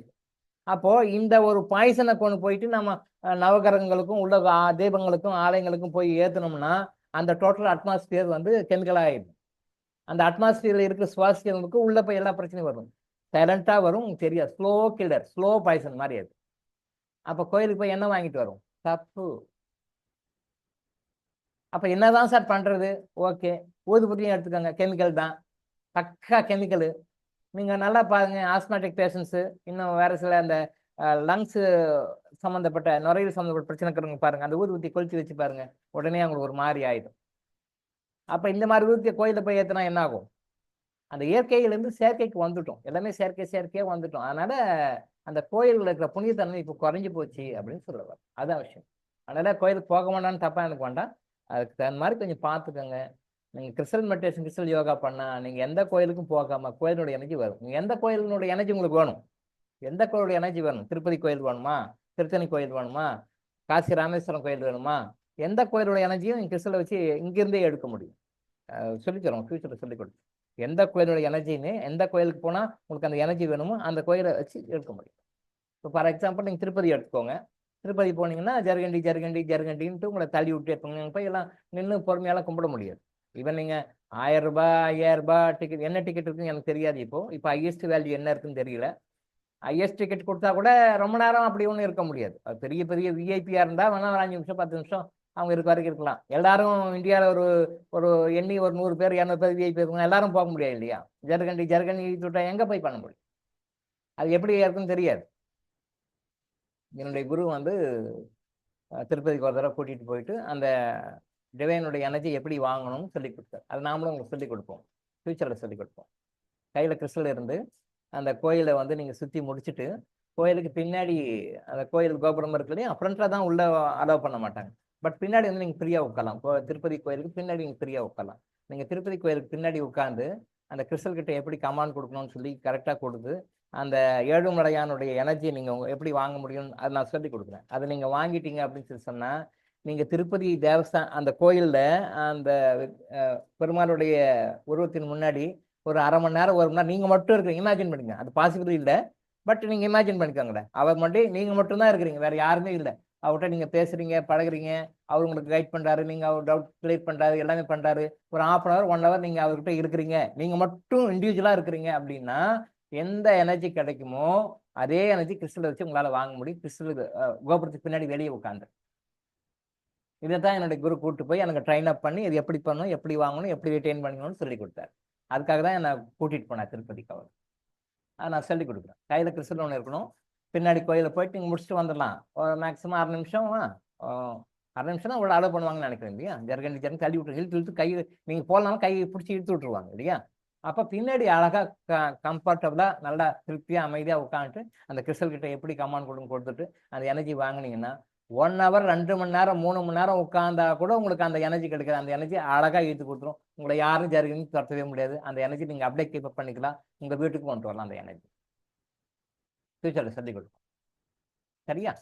அதனால் கோயில்கள்லேருந்து எப்படி எனர்ஜி எடுக்கிறது, எந்த ஒரு கோயிலாக இருக்கணும், எந்த கோயில், நாட் ஒன்லி திருப்பதி, நீங்கள் எந்த கோயிலுக்கு போனாலும் அந்த கிறிஸ்டல் கிட்ட கமாண்ட் கொடுத்துட்டு கிறிஸ்டல் கிட்ட இந்த கோயிலுக்கு இருக்கிற எனர்ஜியை வந்து நீங்கள் இப்படி வாங்கிக்கோங்க, இப்படி வாங்கி எனக்கு ஸ்டோர் பண்ணி கொடுங்க அப்படின்னு நீங்கள் கிறிஸ்டலுக்கு கமாண்ட் கொடுத்து நீங்கள் ஜஸ்ட் பாக்கெட் உள்ள வச்சு பண்ணுங்க. அந்த எனர்ஜி அப்படியே அப்சார்ப் பண்ணிக்கும்.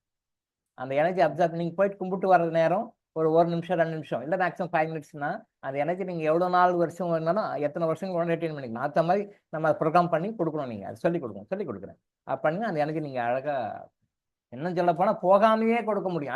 அது பெரிய சப்ஜெக்ட்.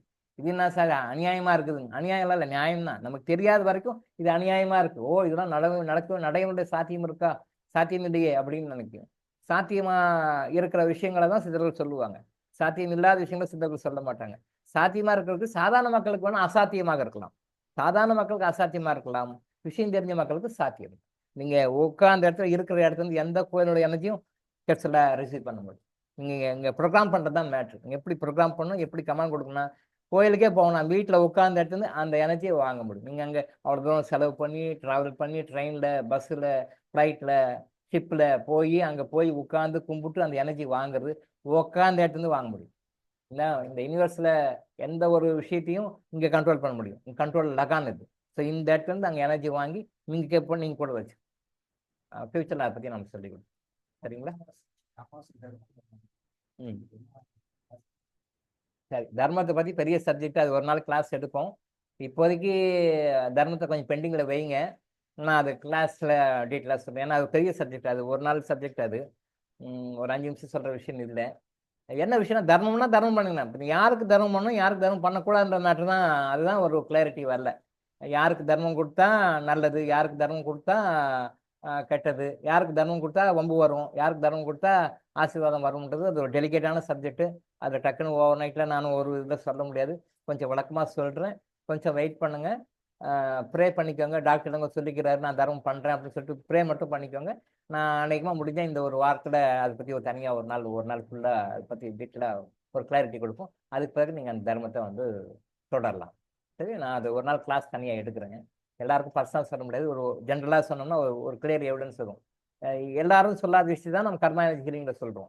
அப்படி சொல்லும் பொழுது கொஞ்சம் கிளியரா அதை புரிஞ்சுக்கணும். யாருக்கு தர்மம் கொடுக்கக்கூடாது, யாருக்கு தர்மம் கொடுக்கு, யாருக்கு தர்மம் எக்ஸாம்பிளோடய சொல்றேன். யாருக்கு தர்மம் கொடுத்து எப்படி விலைக்கு வாங்கியிருக்கிறீங்க நீங்களே கம்பேர் பண்ணி பார்த்து தெரியும். நான் சொல்ற எக்ஸாம்பிள்ஸ் வச்சு பார்த்தீங்கன்னாலே உங்களுக்கே தெரியும். இது வரைக்கும் நம்ம யாருக்கு தர்மம் கொடுத்து வம்ப விலைக்கு வாங்கியிருக்கிறோம். இது வரைக்கும் நாம யாருக்கு தர்மம் கொடுத்து ஆசீர்வாதம் வாங்கிக்கிறோம். இது வரைக்கும் யாருக்கு தர்மம் கொடுக்காத வம்ப விலைக்கு வாங்கிருக்கோம். தர்மம் கொடுக்கல நாம, அதனால வம்ப விலைக்கு வாங்கியிருக்கோம். தர்மம் கொடுக்காதனால நமக்கு என்ன ஆரோக்கியம், அமைதி, சந்தோஷம், ஆசீர்வாதம் கிடைக்கும். தர்மம் கொடுக்காதனால நெகட்டிவும் இருக்கு, பாசிட்டிவும் இருக்கு. சரி, இது எப்படின்றத வந்து கொஞ்சம் உங்களையே குலைத்தி விட்டு உங்களுக்கு ஒரு தெரிய வர வச்சு ஒரு நாள் நம்ம அதை பற்றி பேசுவோம். முடிஞ்ச வரைக்கும் இந்த வீக்லேயே நம்ம பேசுவோம். சரியா? இதோட முடிச்சுக்குவோம் நாம. டைம் ஆச்சு, 6:40 ஆச்சு. ஓகே, நம்ம மீண்டும் நாளைக்கு சந்திப்போம். இந்த ஆவணி முழக்கம் மேட்டரை பற்றி இப்போ சொல்லியிருக்கேன். திரும்ப 2 விஷயம் நான் நாளைக்கு அதை பற்றி நான் சொல்கிறேன். பட் ஞாயிற்றுக்கிழமை உங்கள் பங்காளிங்கிட்டலாம் பேசி வைங்க, சொல்லி வைங்க. இந்த மாதிரி விஷயத்த நீங்கள் ஃபாலோ பண்ணுங்கன்னு சொல்லுங்க. இந்த மாதிரி ஒரு வீடியோ இருக்குது, இப்படி ஒரு டாக்டர் இடமும் ஒரு மனுஷன் பேசுகிறாரு, இது கொஞ்சம் கேளுங்க, பண்ணுங்கன்னு சொல்லுங்கள். இதோட கண்டினியூட்டி நாளைக்கு ஒரு 5 நிமிஷம் அல்லது 10 நிமிஷம் அதை பற்றி ஒரு எக்ஸ்பிளேஷன் கொடுக்குறேன். சரியா? இன்னைக்கு டைம் ஆகிட்டனால நாளைக்கு பேசுகிறேன். ஓகே, நன்றி சார். நன்றி. நன்றிகள் சார்.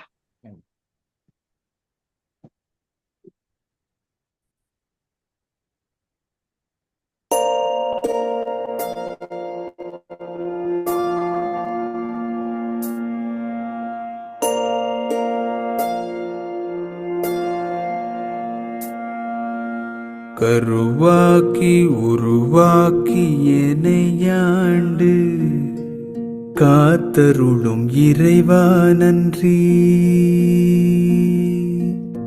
எங்கும் நிறைந்தோனே, எல்லை இலாதானே, எங்கேயும் எப்போதும் என் குலம் காப்பவனே. நெஞ்சம் துணிய துணையாய் வருவாய், நேர்மறை உணர்வுகள் பெருகிடச் செய்வாய். உடலில் உறுதியை பெரிதாய் தருவாய், உனை உணரும் அறிவை என்னுள்ளருள்வாய். சுற்றமனைத்தும் காப்பவனே, செய்தொழிலில் ஏற்றம் தருபவனே, எடுத்த செயலில் வெற்றி கொடு, என் ஆற்றல் பெருகிட அருளை கொடு.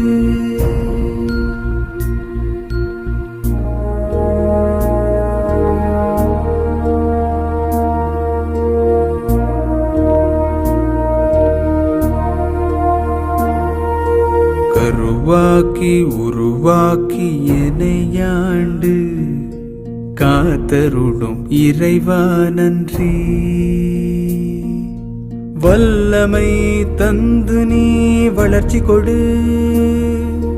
அகத்திலும் புறத்திலும் மலர்ச்சி கொடு. வளர்ச்சி கொடு, வளர்ச்சி கொடு, வளர்ச்சி கொடு, மலர்ச்சி கொடு.